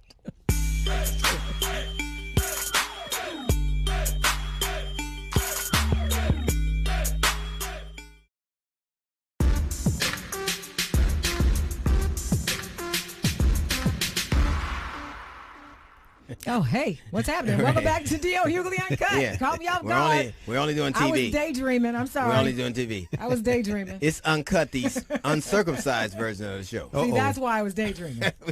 Not about that, but we're the turtle head version of the show. Oh. That can't be we. That would be y'all. So, Black J. Yes, sir. Welcome back. I appreciate it. You man. wasn't doing nothing else, bro. Man, I was doing something. I was doing what everybody else was doing. That we locked down in the house. That's right. I was slinging these jokes one way or another. You were sequestered at home. Right? Man, just trapped in the crib, man. Trying you to can't find say some way. Trapped in the crib. I can say trapped. I got a full family there. That is trapped, bro. I like the honesty in that because most people are pretending to be happy, knowing that they are miserable. Well, no, you can be happy and trapped. You can be happy and trapped. Okay, but tell the truth. Are you safer in the house or outside? I'm glad I get my breaks out the house. There you go. I'm just asking. I promise you that. Here's the thing. Just saying. You know that you're tired of being home when you're excited to go to work. Oh, yeah. I'm like, work? Hey, I'm early. Man, if they had a Saturday shift, I'd be there so fast. What about the honey-do list? Oh, the honey-do list is real. On that? Yeah, because I'm actually happy for him now because it gets me out the house. Right. I be looking for stuff to do. Like, I don't care what it is. I became an alcoholic, so I go to them 12-step meetings. I'm just telling you. How come you're not home yet? I got 11 more steps. I can't let them down. So, everybody, it was funny because everybody got, there was a big stimulus package. Right. And Donald, everybody's getting these $1,200 checks unless you made a certain amount of money. Right. And Donald Trump, they were delayed a bit because Donald Trump insisted on putting his name on the checks, which is interesting because these might be the first series of checks that he ever signed that didn't bounce. Right. But a lot of people, you didn't get a stimulus check. No, I didn't get one. But you didn't get a stimulus check. I didn't get a stimulus check. So we have a segment called Stem Cells. Mm-hmm. STIMSALES. Stem cells, right? Where people got their stimulus checks, and we wanted to know how the other half lived, like what they spent them on. Right. So yeah, it was quiet. I was just going through the phones and the social medias and stuff and figuring out who's there. Right. Because the way it came up is my son got a check, and the way that I found out. Does he live with you? Yeah, he lived with me. How he get a check? Does he pay rent? No, he don't pay no damn rent. That's the whole point. He got $1,200. Well, he got some rent money now. I found out just on the humbug because I was about to file, and he was like, "Oh, wait a minute! Before you do that, you might not want to put me as a dependent." Wow! Because I'm balling. Let him live, I'm rich, bitch. I got Let it him all. live. Let him live. I ain't mad at him. He hustled me. I know where he got it from. So what are some of the things that people have spent their stimulus checks on? Here's what we found, man. Run that for me, Jeff. Hi, this is Yuraku from Brooklyn, New York. I was able to do a couple of things with my stimulus check, thank God. I was able to pay my rent for next Responsible. month. I ordered a waist trainer. A waist trainer. I You gotta ordered have a wig that. online that I'm still waiting Gotta have for. that too. and I ordered some fabric with my artwork printed on it so I could make homemade COVID-19 wigs for the community. So hopefully that falls through. I got no problem. And I also bought a little bit of bourbon. You know, it can't Oh, go yeah. wrong with this quarantine. So yeah, thank you. I'm mad at it. balling. Tom Segura here. I just wanted to let you know how I spent my stimulus check. I got that fat ass check from the government. I called my diamond dealer. I was like, yo, man, Done. check out all this money I got. He hung up. So I called my Porsche guy, and he hung up too. And then the only guy that was like down for that kind of money was my weed guy. So check this out, man.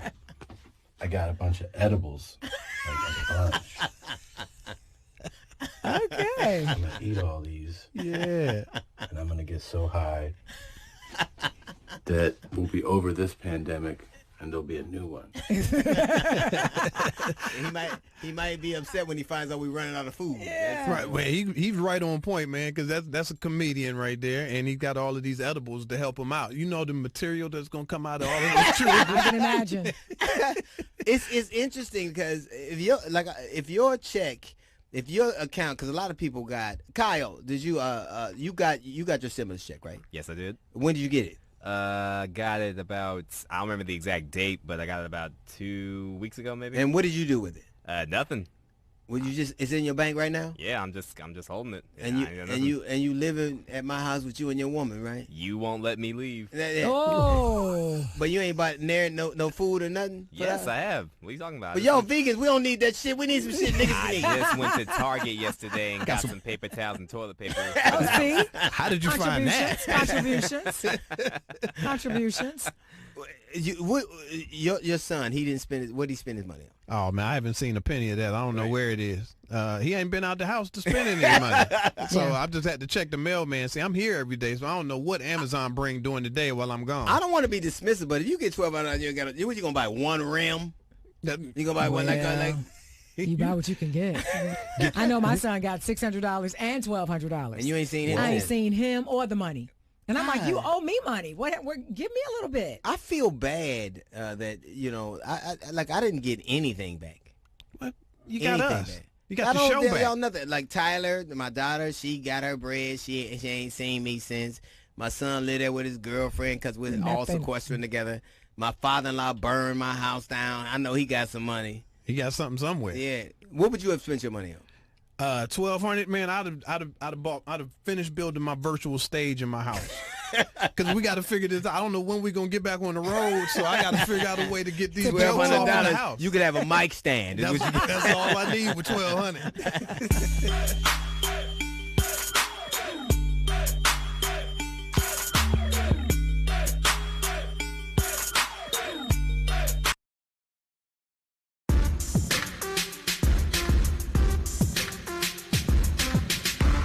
Welcome back to DL Hughley Uncut. Now, we have been waiting to talk to this guy. He has been fighting the big fight for our community, a renowned civil rights attorney representing families from Trayvon Martin, Michael Brown, Botham Jean. And, of course, I got to send love to him because he is also a member of my brotherhood, Omega Psi Phi fraternity. You know, the Brothers of the Deltas. You know who it is. Please welcome to the show, Benjamin Crump. How you doing, Brother Crump? How you doing? You all right? I'm good, Brother DL. So good to see you and Jasmine, and thank you all for what you all do to uplift the culture. Well, now more than ever we need it. We just talk shit, but you you do the real work. you fight a lot of fights that society is not used to you winning or doesn't particularly want you to. Championing the voiceless is kind of a thankless job. Why? I mean, I know you're an Omega man, and that is your stated mission to the uplift of people. But you fight fights knowing that the odds are stacked against you. Why? You know, DL, Thurgood Marshall was my personal hero. He's the reason why I became an attorney. And people don't remember how hard it was before Thurgood Marshall got to Brown versus the Board of Education. I mean, going in the Deep South, going in Texas, I mean, being threatened with your life, literally, trying to say that little black children and little white children should be able to go to school together. And people often forget that part of the journey. They only want to see the victory. But without struggle, there can be no progress, as Frederick Douglass said. But why the justice in America seems so tinged, and I think it can make. I have no problem admitting that I have a lot of cynicism associated with it. I watch what happened with Trayvon Martin. I watch what happened with Michael Brown. I watch what happened. You represent the families in Flint. That's right. What is it that we're going to have to do to introduce America to the probably new fact that we are just as human, just as fallible as anyone else, and deserve just the same amount of respect and empathy and compassion as anybody else? You know, a lot of it, DL, is what we did with Trayvon, and your voice was as strong as anybody else when we were fighting that journey before people started even acknowledging that Black Lives Matter. You know, for 400 years, they've been killing Black people and nobody being held accountable. Nobody even being able to have any kind of justice, whether in the criminal court or the civil court. Now they will give us money in the civil court, but they never want to send anybody to jail because they don't want to send that message that the police can't do historically what they have always done in America, and that is to be the slave catchers, to provide the status quo.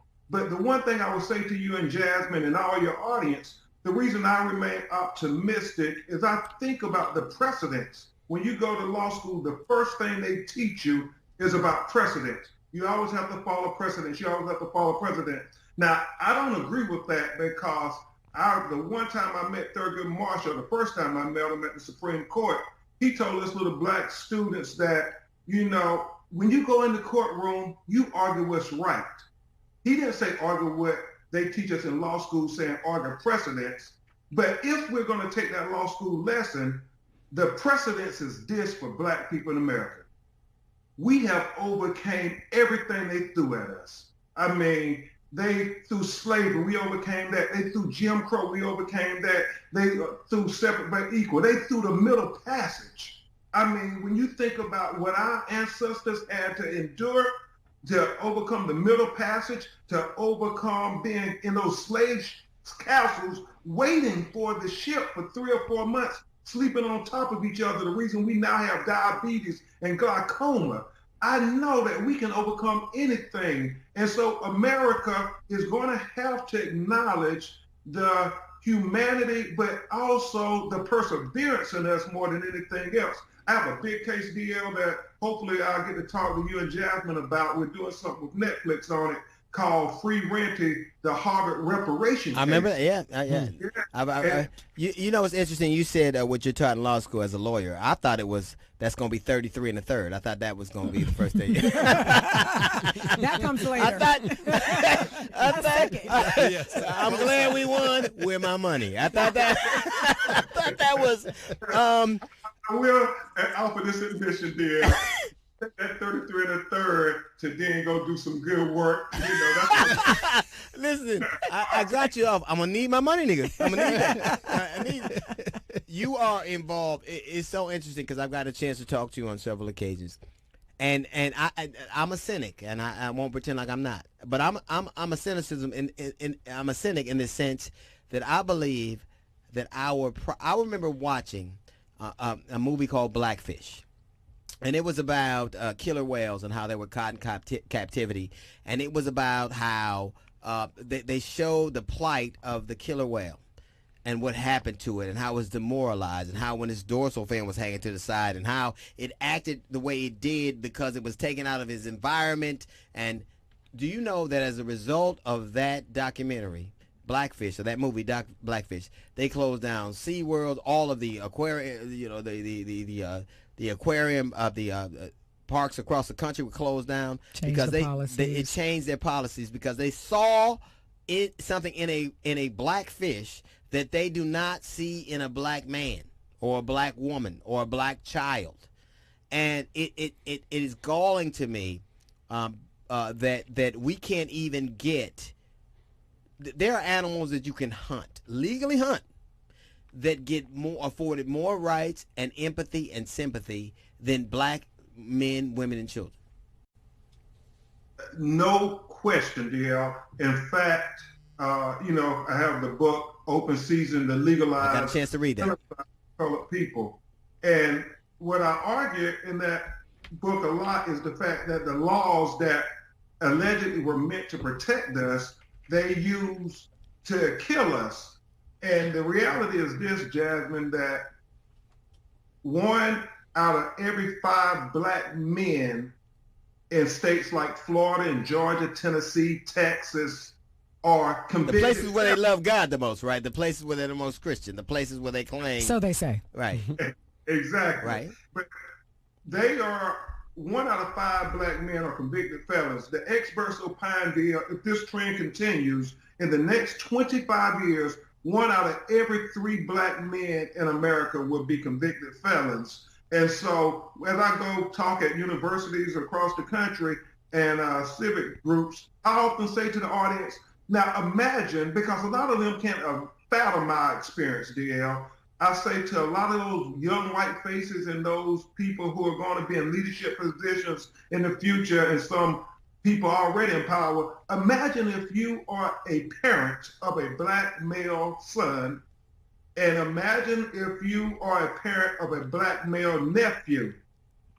Imagine if you have a black male cousin, and imagine in your mind's eye that they're about 4, 5, 6 years old, and they're all playing, and you have watched them at play, as children often do, and try to sit there and figure out in the next 10 to 20 years which one of those little boys with your blood running through their veins are going to be defined as a convicted felon and live a permanent life as an underclass citizen in America, never getting the benefit of the doubt, the benefit of consideration, and the benefit of possibility, because that is the black reality in America. And I would say this, Mr. Crump. I would say this, that you talked about states, you know, the Texases, the Georgias, the Alabamas. Well, they're in the SEC, so those white women won't have to imagine that long.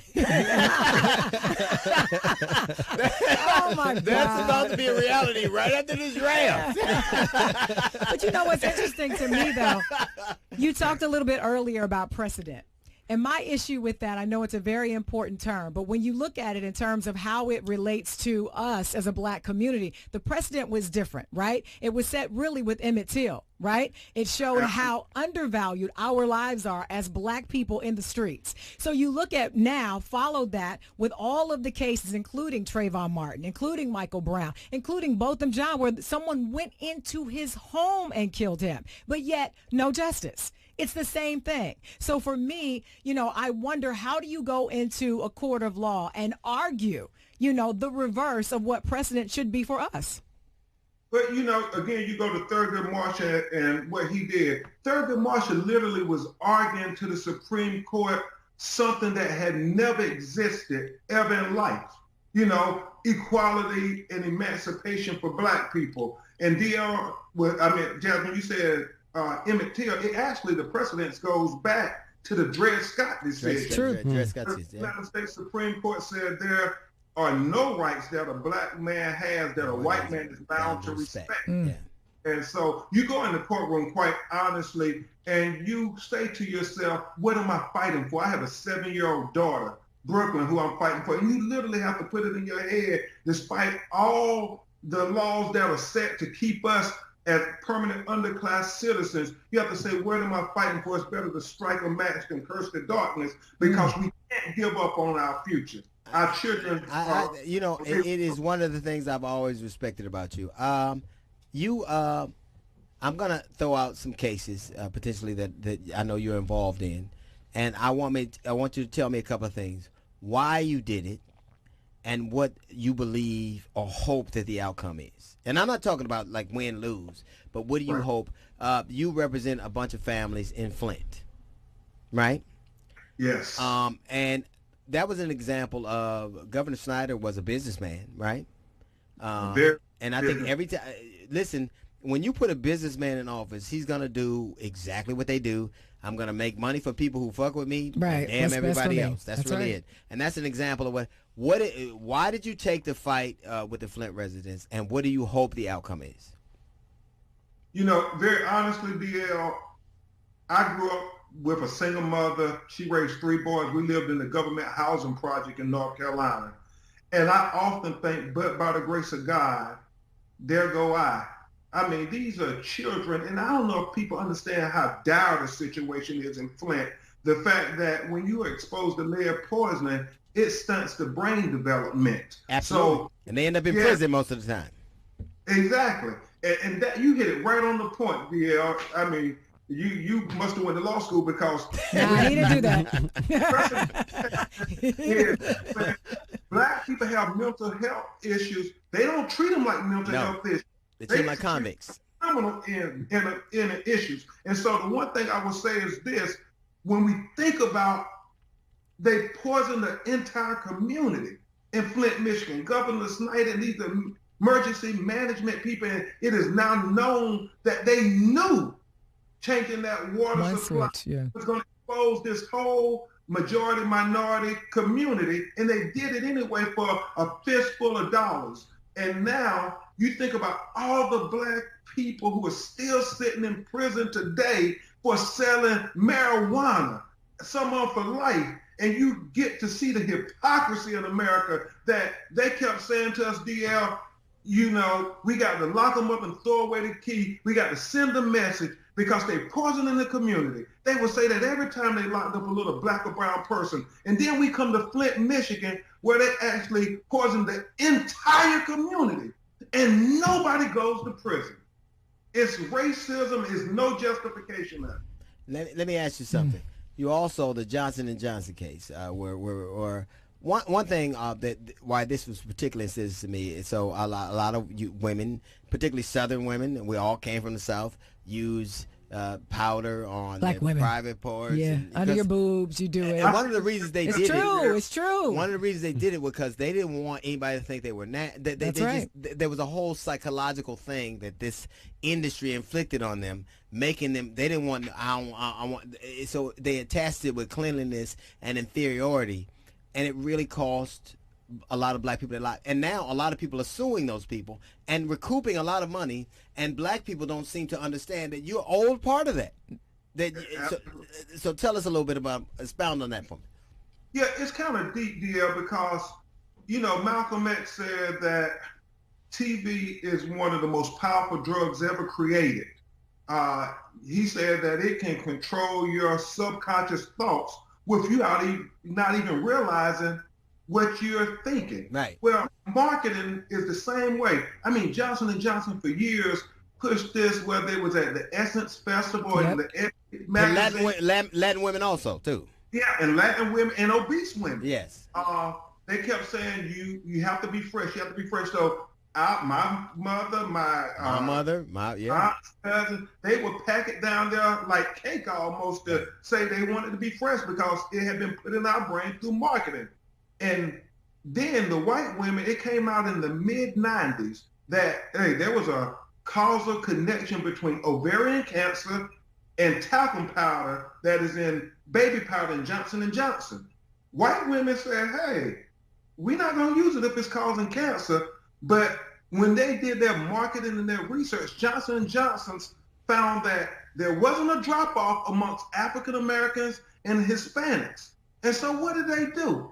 They doubled their efforts on marketing to us. I mean, they started being major sponsors of festivals and concerts that focus on black people. And so now you have many of our mothers, our aunts, our sisters who now have ovarian cancer, but because there's such a distrust with the legal system, they won't come forward. Our law firm is one of the few black law firms that are doing these cases. And we had a major victory yesterday, DL. Johnson & Johnson up in New Jersey, and you know, that's where they're headquartered at, $120 billion corporation. The judge ruled that the cases could go forward. And so now it is really important that if you have a loved one or family member who has been diagnosed with ovarian cancer, have them call us. And it's not just for the 33 and the third, DL. Yes, it is. Yes, it is.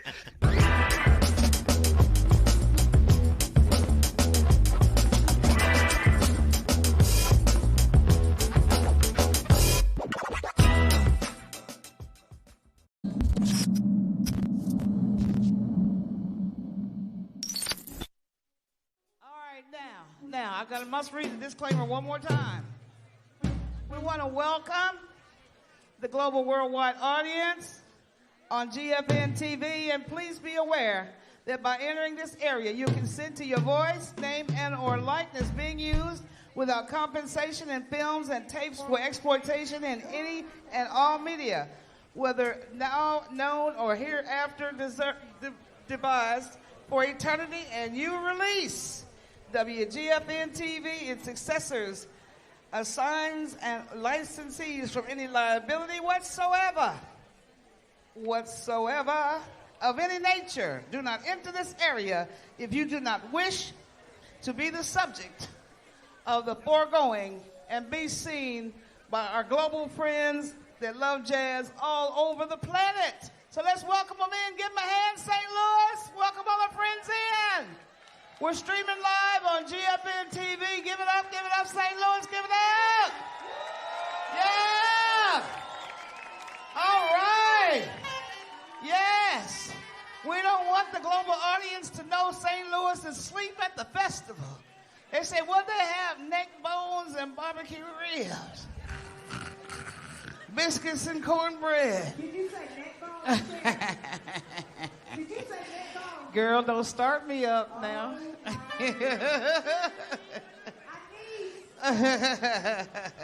I'm from Kansas. I'm country Kansas, okay? I really am from Kansas. Now, we want to say thank you to Moscato Light, our sponsors, WFSK, Jazzy 88, WFSK. Umbrellas about to pop down, please. Umbrellas down. Get your food, get your drink, get your spot, get yourself ready. And are y'all ready for Najee? Are you ready for Najee? Are you ready for Najee? Are you ready for Najee?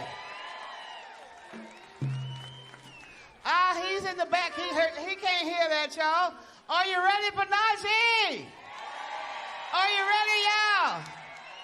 We got 30-some years of hits coming out of this man. Are you ready for Najee? All right, coming to the stage, live and in color. Let's welcome the one and only Mr. Contemporary Jazz himself, the one and only Najee!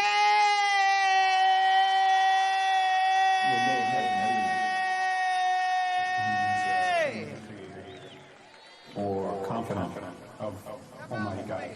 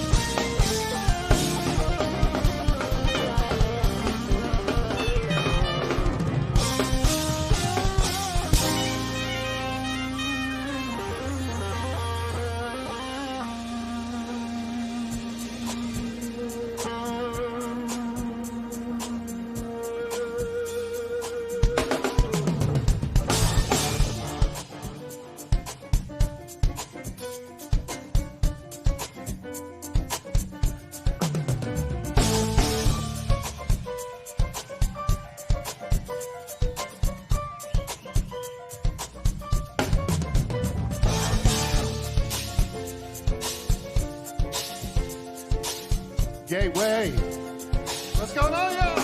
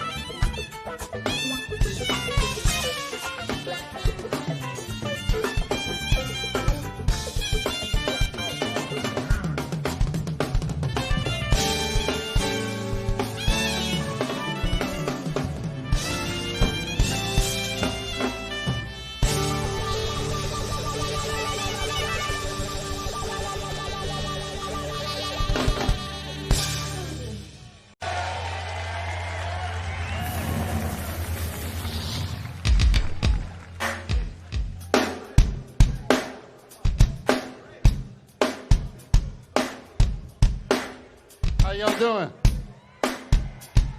I don't hear you. How y'all doing? How's everybody in the back doing?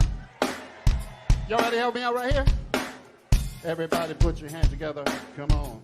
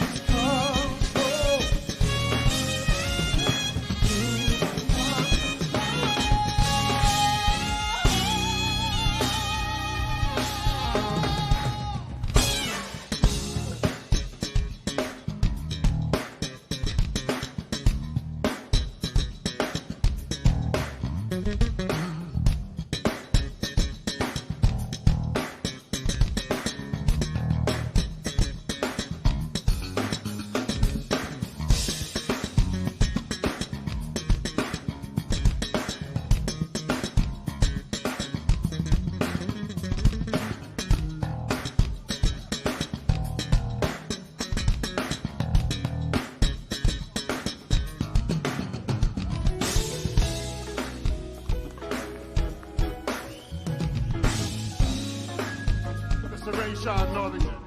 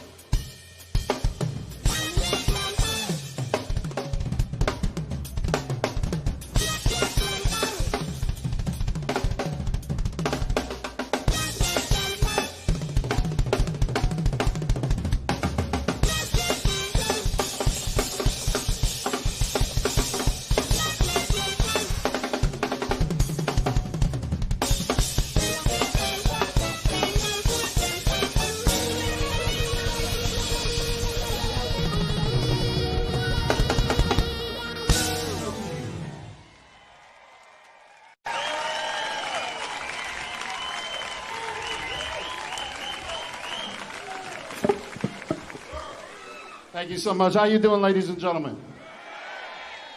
I want to thank you all for coming out and supporting live music, all right? How about a nice round of applause for all my friends? I don't get to see them often. All right, Mr. Brian Simpson, Mr. Kaylee Minucci, all right? And so many others. Oh, Mr. Nick Coleon, of course, Mr. Steve Cole, all our good friends back there. Come on, let them feel you back there. They back there. Yeah. All right. Ladies and gentlemen, it's an honor to be here. It's been some time since I've been to the Missouri area. I know, right? It's been a while. I don't know why we get to Chicago, we get to Kansas City. We haven't been here in a while. It's nice to be here, though. Thank you. And then in my allotted time, I'm trying to do as many songs from my previous albums as I can, all right? All right.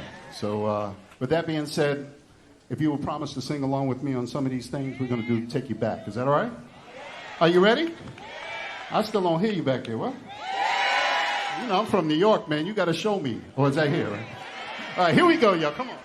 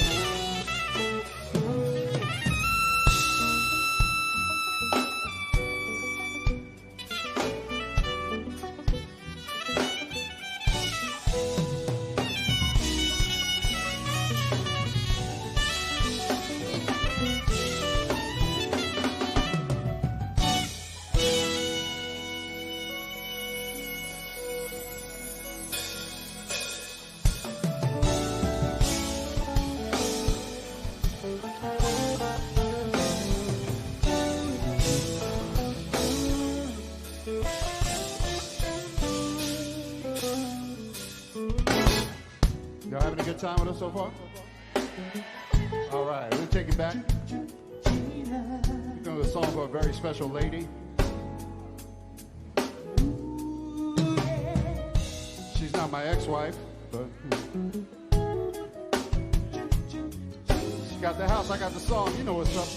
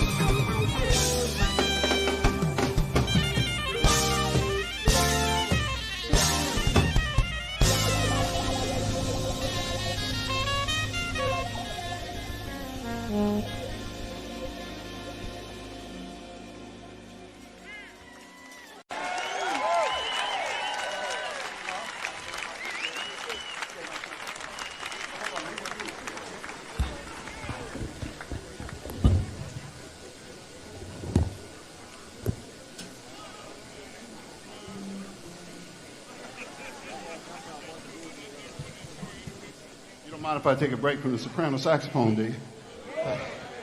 Play a little flute for you. Y'all might know this one.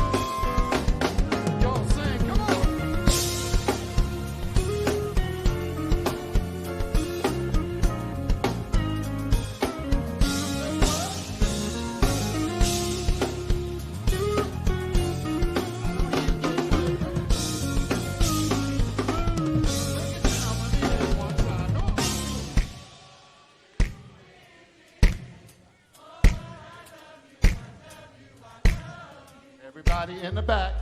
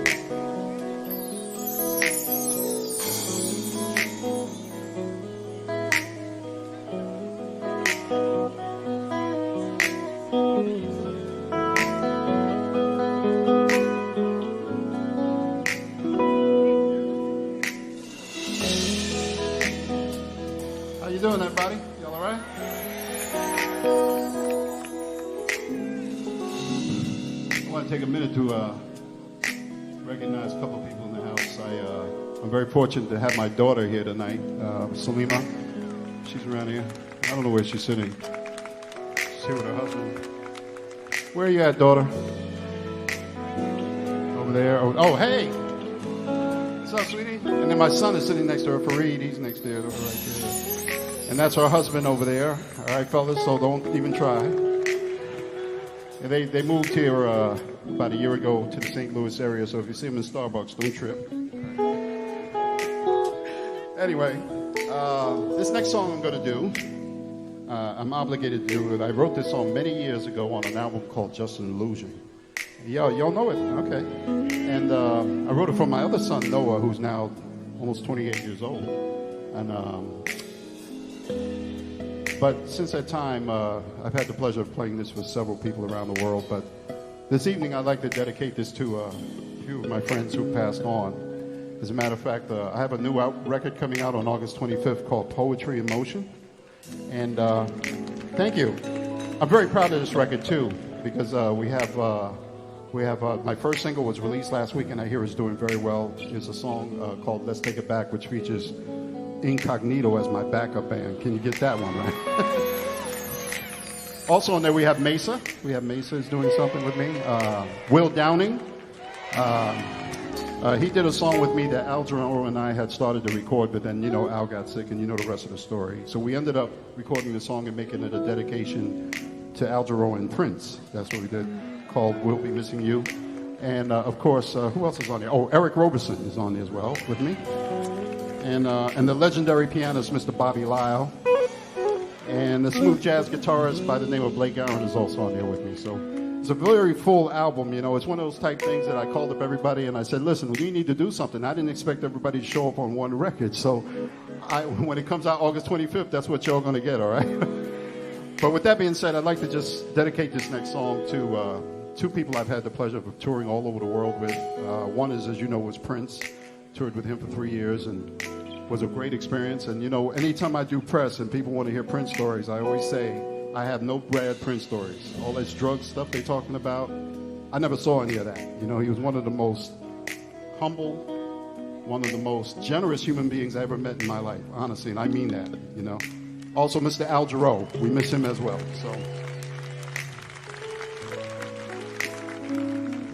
So this song is called Noah's Ark.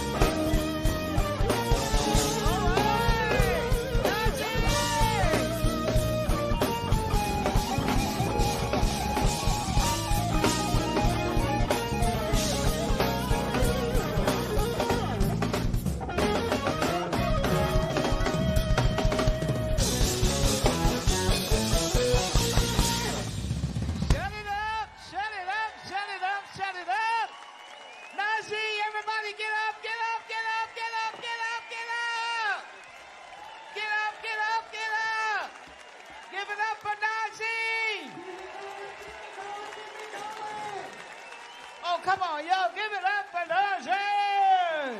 Yeah. Shut it up. He shut it down. He shut St. Louis down. Bam. Knocked y'all out real good, didn't they?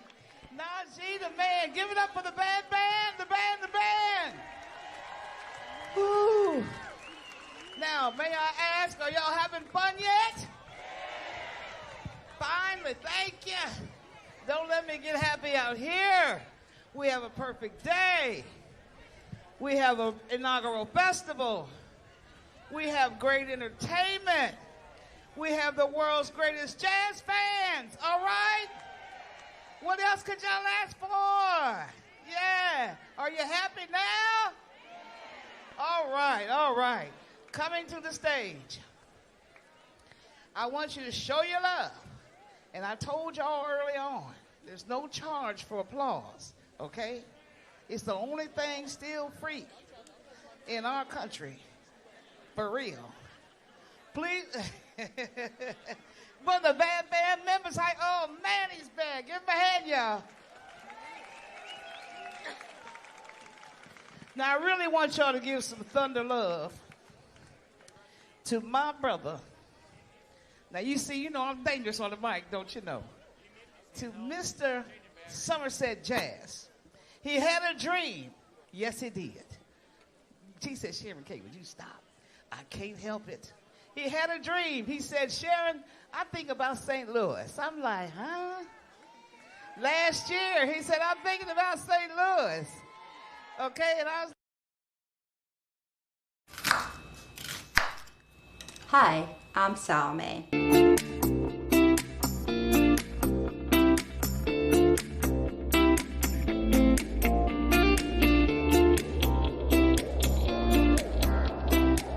So today I'll be preparing you one of my favorite dish, Italian dish. So I'm gonna start with the sauce. Usually in Italy, the first things they do make their sauce. So I'm gonna show to you how to make Italian delicious sauce. So I have my onion, chops, and garlic. I'm gonna come here, chop my pan, and put the onions first, and then garlic. Then I'll grab my olive oil. Add a little bit of olive oil. The Italians, they love olive oil. I love olive oil. It's good for you. Just a little bit. Put back the olive oil. Yeah, when I used to live in Italy, this is what I used to make always. So, yeah. Like that. This. In the meantime, so one thing about the Italian is they don't just make the pasta. They have to have first course, and second course is always appetizer. So I'm gonna show you how to make bruschetta, and here in America they call it bruschetta, but actually it's bruschetta. So I'm gonna put my bread in the toaster for 3 seconds. I'm gonna wait for that. The meantime, for second course, I'm gonna start with chicken. I'm gonna season my chicken, always with olive oil. I used to do this when I was in Italy. I learned so much from the Italian. So add always garlic, it's good for you. Then rosemary. I love rosemary. Okay. And a little bit thyme, just a little bit. Then I'm gonna check on my onions for the sauce. So I have that all mixed. Now I have my tomato sauce already here. So you're gonna add that on the pan. Oh, that's good. Put that there. We'll mix this. In the meantime, I have the water here for the pasta. Wait on that. I have the pasta ready. Yep, bread is ready. We're gonna add more than one bread. Okay. Chicken is seasoned. So you have to turn the chicken. You have to do the other side also. Ready. Now, turn to the pasta. Okay. And you mix your pasta. Let that cook. You just check on the pasta every second. Now put the olive oil the other side of the chicken. So a little bit. Now this is my favorite part. The Italian, they always use seasoning. So just a little bit oregano. That's that. Garlic powder. I love garlic powder. The Italian, of course, they use garlic powder. I used to do that when I was in Italy, especially when I was visiting Amalfitane Coast, Positano. It's fresh, it's easy to make, especially summertime. That's that. Okay, I'm gonna check on my sauce over here. Almost ready. Check on the pasta.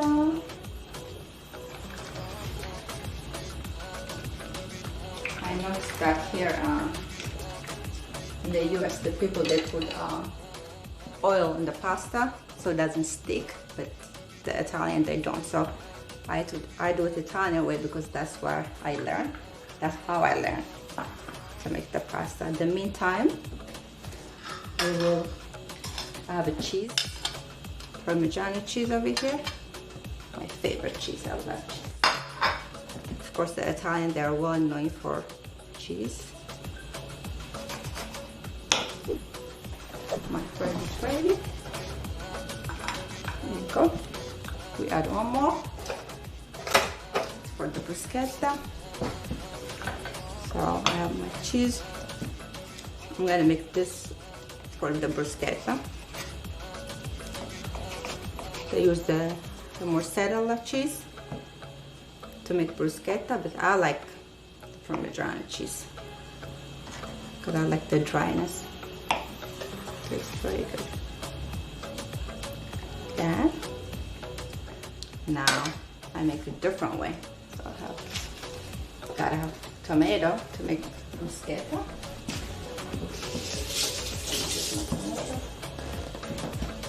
I have that ready here. Then I have to slide my tomato around. This is actually used to be my snack when I was in Italy, Milan. So I went to school and I studied in Italy for fashion and merchandise. And this was very simple and easy to make. So I used to literally make this almost every day because I was a student. You know, I don't have a lot of time to make other stuff. And so I've got my bread ready. So what you do is grab your tomato, put it over here. It's very simple and delicious. Once it's done with this, we have that.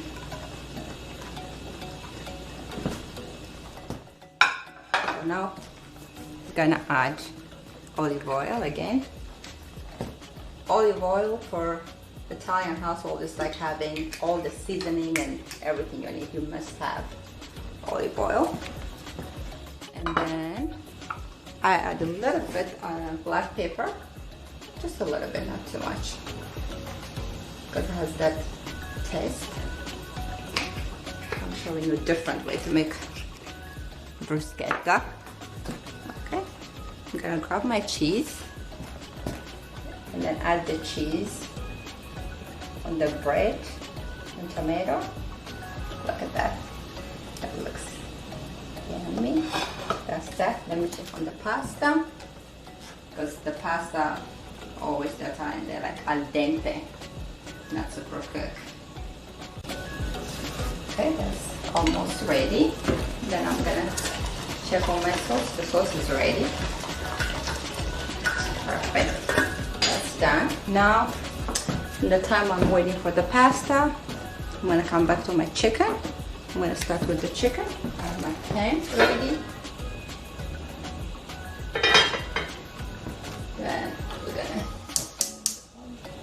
Then we're gonna wait just for a few minutes, get a little warmer. In the meantime, one more thing I have to add on the bruschetta is anchovy. Not a lot of people like anchovy, but of course this is Italian meal today, so I have to put the anchovy. The bread and the cheese. You can always remove the anchovy. I know it's too salty if you don't like it, but I love it.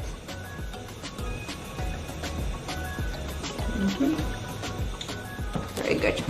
That's done. Now,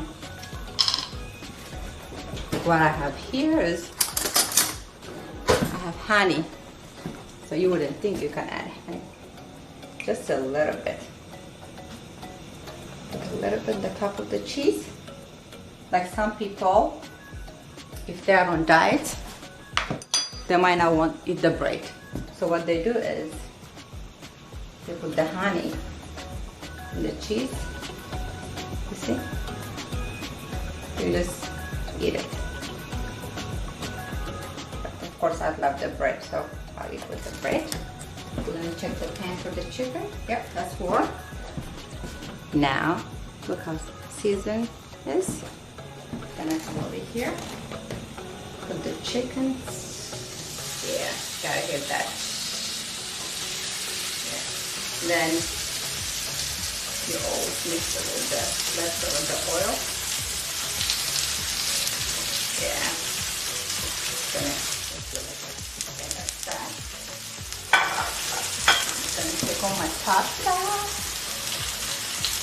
That's that. In the meantime, now I have the chicken, the pasta, the bruschetta, almost ready. So in the meantime, I'm gonna work on my salad. And Italian house, you always find wine all the time. First, I'm gonna cook my chicken. Oh yeah. There you go. This is looking good. That's good. We got salad. Always olive oil. Like I said, the Italian. I use olive oil all the time. Now, gotta add black pepper on the salad. Mix my salad. So I put olive oil, with pepper. Alright, I have my salad. I already have olive oil, black pepper, and then my favorite part, berberry. A little spice, you just add a little bit, don't need too much. They love spicy to the Italian, I'm telling you. And garlic powder, just a little bit garlic powder. There you go. And vinegar, of course. Just the vinegar, there you go. Now you have to know one thing, not one thing, a lot of things about Italian. They don't eat just one thing. So they have to have, like I said, the appetizer, the first course, and then secondo. Secondo means like, it will be the chicken secondo, and then salad always, and bread, and a glass of wine or two. So mix the salad. I have my salad ready. I'm gonna check on my pasta. Pasta is ready. Oh yeah, pasta is ready. I'm gonna turn this off. Get my pasta. There you go.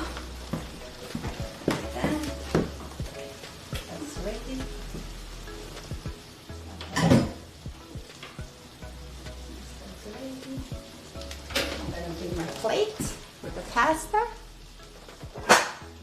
Got sauce ready. I'm gonna add the pasta here. All the pasta. Now, the sauce is ready. So what you do is very easy, simple. Just add your sauce on the pasta, and then you mix it together. And always with the pasta you have to have Parmesan cheese. That's good. Look at that. Can I add a little bit more? That's that. And lastly, I'm gonna check on my chicken.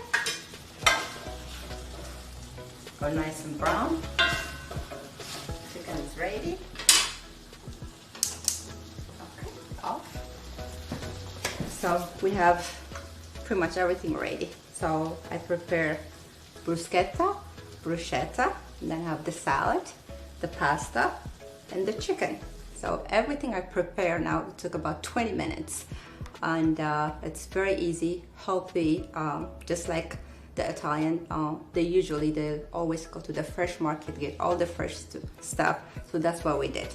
We have salad, bruschetta, pasta, and chicken, just like Italian style at my kitchen.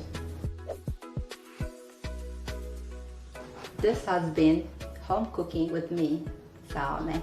Ciao!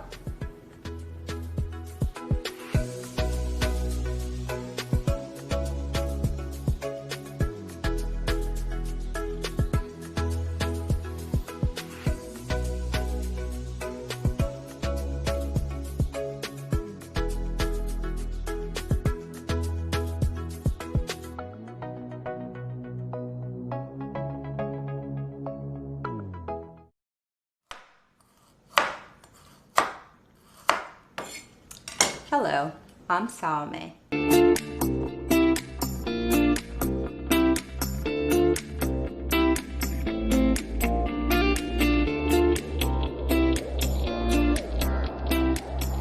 Today, I'll be preparing you Ethiopian food, an American style. So I have lentil, cabbage, collard green, we call it in Ethiopia, gomme. I have tomato salad. I have pita bread right here. Usually we use injera in Ethiopia. So I usually kind of mix it up, multicultural. So we're gonna start with the lentil. So I'm gonna put the garlic first. Everybody does it a different way. And then you add a little bit of onions. This is for the lentil. And then oil. I love using avocado oil. It's super healthy, super delicious. Oh, perfect. Then we're gonna start. Okay. So just kind of stir the garlic and onions together. Just gonna wait for a few minutes until it gets very heat. Then I'll come over here, grab my lentil. So all you have to do is just add lentil without making a mess. And then you stir together. Now, everybody in Ethiopia, they make the lentil a different way. But this is the way I like to make my lentil. Then all you have to do, add a little bit of water. Just a little bit. You don't want to burn. Then mix it together. And then of course my favorite part, the spicy part, the red pepper. In Ethiopia we call it berbere. Got my berbere right here. So now this is for American taste, so I'm not going to put a lot of pepper, just a little bit. Look at that. Put that in here.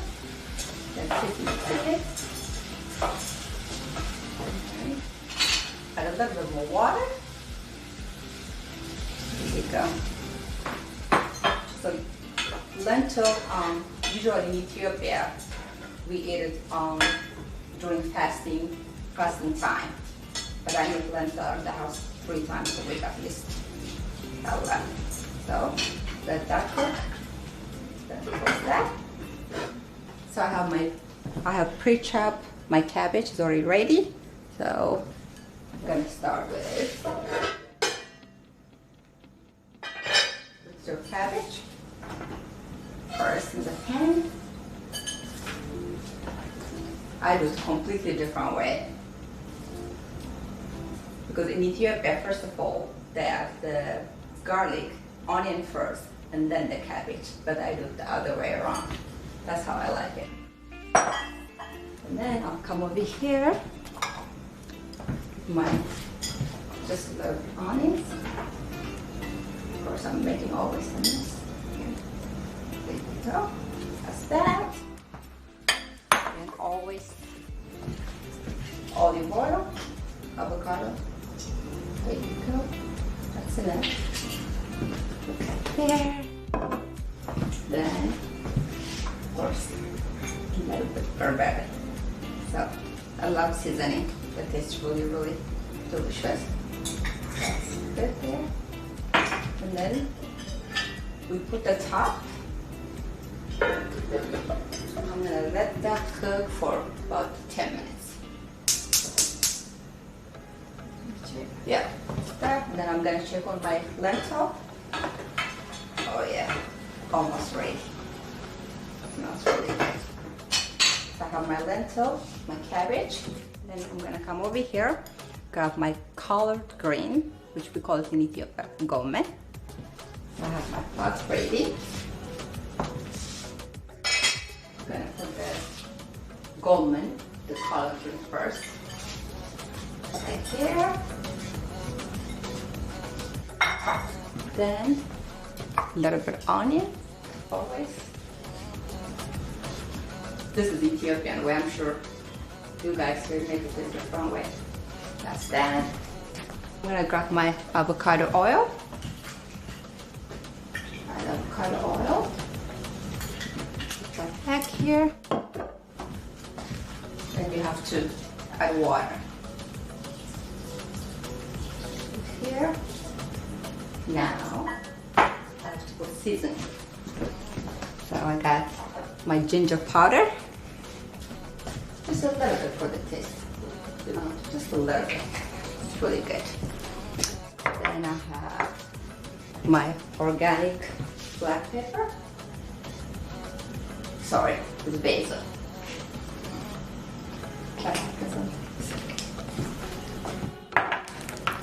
This is black pepper now. Just add a little bit. It's delicious. You season everything all my food. That's that. You come over here. Mix all that together. Stand. And now.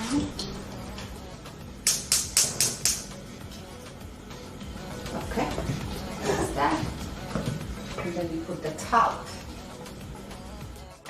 That took about 15 minutes. So I'm gonna check on the lentil. Okay. That's that. Let the lentil cook a little bit more, and then I'm gonna start with my lamb. All right. I'm gonna season my lamb. So we eat lamb in Ethiopia. We call it bag saga. It's really good. But a fasting season, of course, no meat.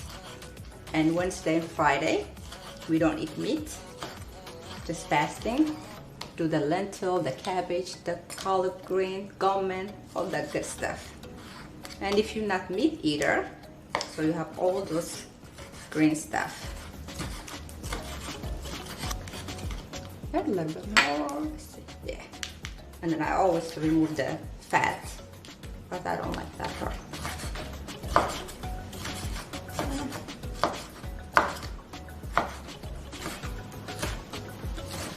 This is completely a different way I'm gonna season.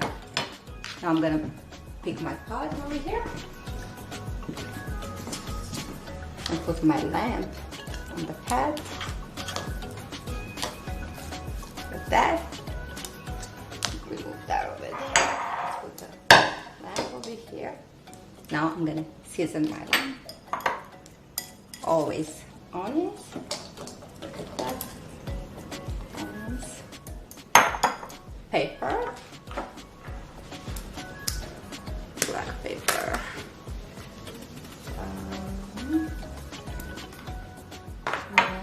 A little bit oregano. It's really good.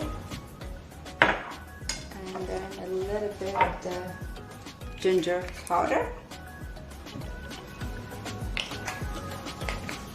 And then I'm gonna go over here, get my barberry. Of course, it's all about our spicy food seasoning.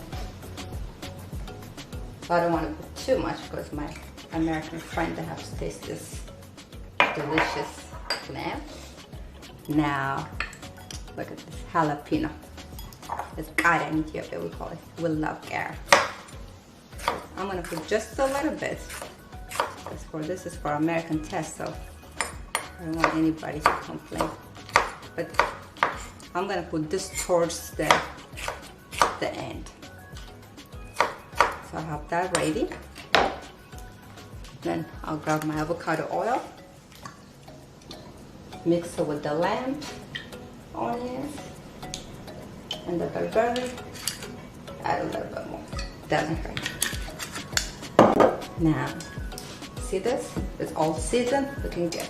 What I'll do is use my hands to mix it. Look at that. This is how I do it. Everybody in Ethiopia, they do it different way. I just feel like it's all mixed and seasoned together. Now, with my hand, I'm gonna come over here. The lentils already ready. So I'll move the lentil. I have my lamb right here. Okay. Let's say my lamb over here. I'm gonna reduce a little bit the temperature. Yeah. I'm gonna let this cook for 15 minutes or so. Then I'm gonna come over here. I'm gonna clean up this mess over here. Put that there. Then I have my tomato salad. But first, sip of wine. All right, I'm gonna make a tomato salad now. I have my tomato already washed, ready. All this stuff we use in fasting season, but you can also make it all the time. Super healthy, delicious, good for you. That. Now, the jalapeno pepper or the cara I said earlier, I was gonna use it for lamb.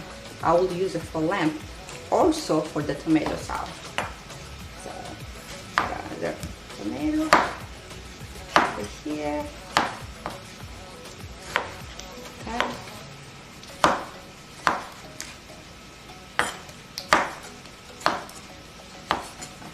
I have that. It's ready. Plates. What you do is you put the tomato, the plate over here, and then I'll use the jalapeno or the cara. This is with tomato. That's it. And you add a little bit of carrot, not too much.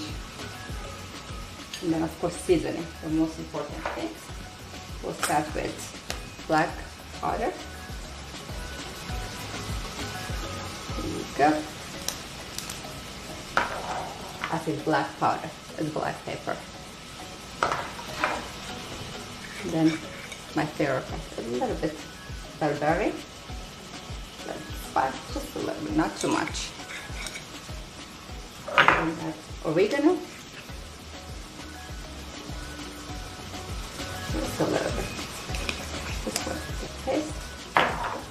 And then the ginger powder. It's super delicious. It's really good. Ginger is good for you. Now, I'm gonna grab my spoon. Just you mix it all together. Look at that. I'm gonna add one more thing. This is the trick on tomato salad. You have that avocado. I love avocado. In Ethiopia, avocado, we don't just eat it, we put it in our hair and our face. So it's good for beauty also, not just for cooking. But I'm gonna check on my lamb. Oh yeah. Almost ready.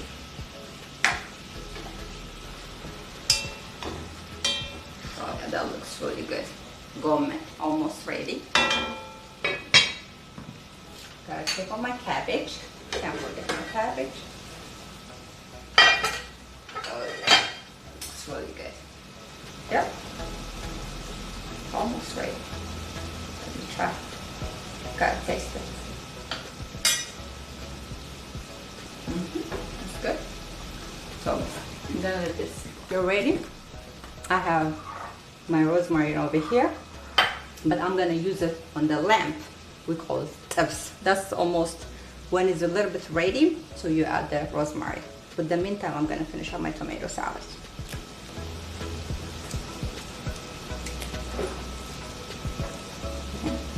So to clean up all this mess over here. There you go. Then cut my avocado. Slice my avocado. How about this? The easy way, without hurting myself. Okay, there you go. Take that part. Usually take the dark part. Okay. So what you do is you just chop it very small pieces. And you put it, the tomato over here.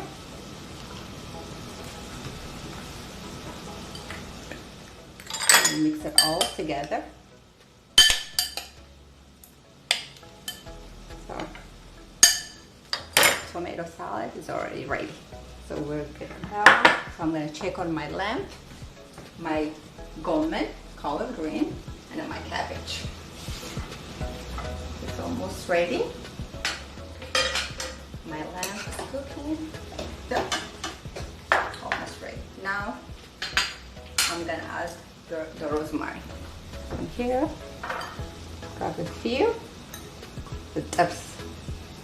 Tips means it's a lamb stew. What you do is just go like that. You can add as much as you want. Hey, might as well throw on. It's really good. I like rosemary. I promise it's really delicious. Good. Look at that. How's the gourmet? Okay. Pretty much everything almost ready. So now I have my pita bread. So like I said earlier, we normally use injera. So we don't have injera. This is for American taste. I'm gonna have the pita. So all the food I made, the lentil, the gourmet, the collard green, the cabbage, the tomato salad, and the lamb stew all together.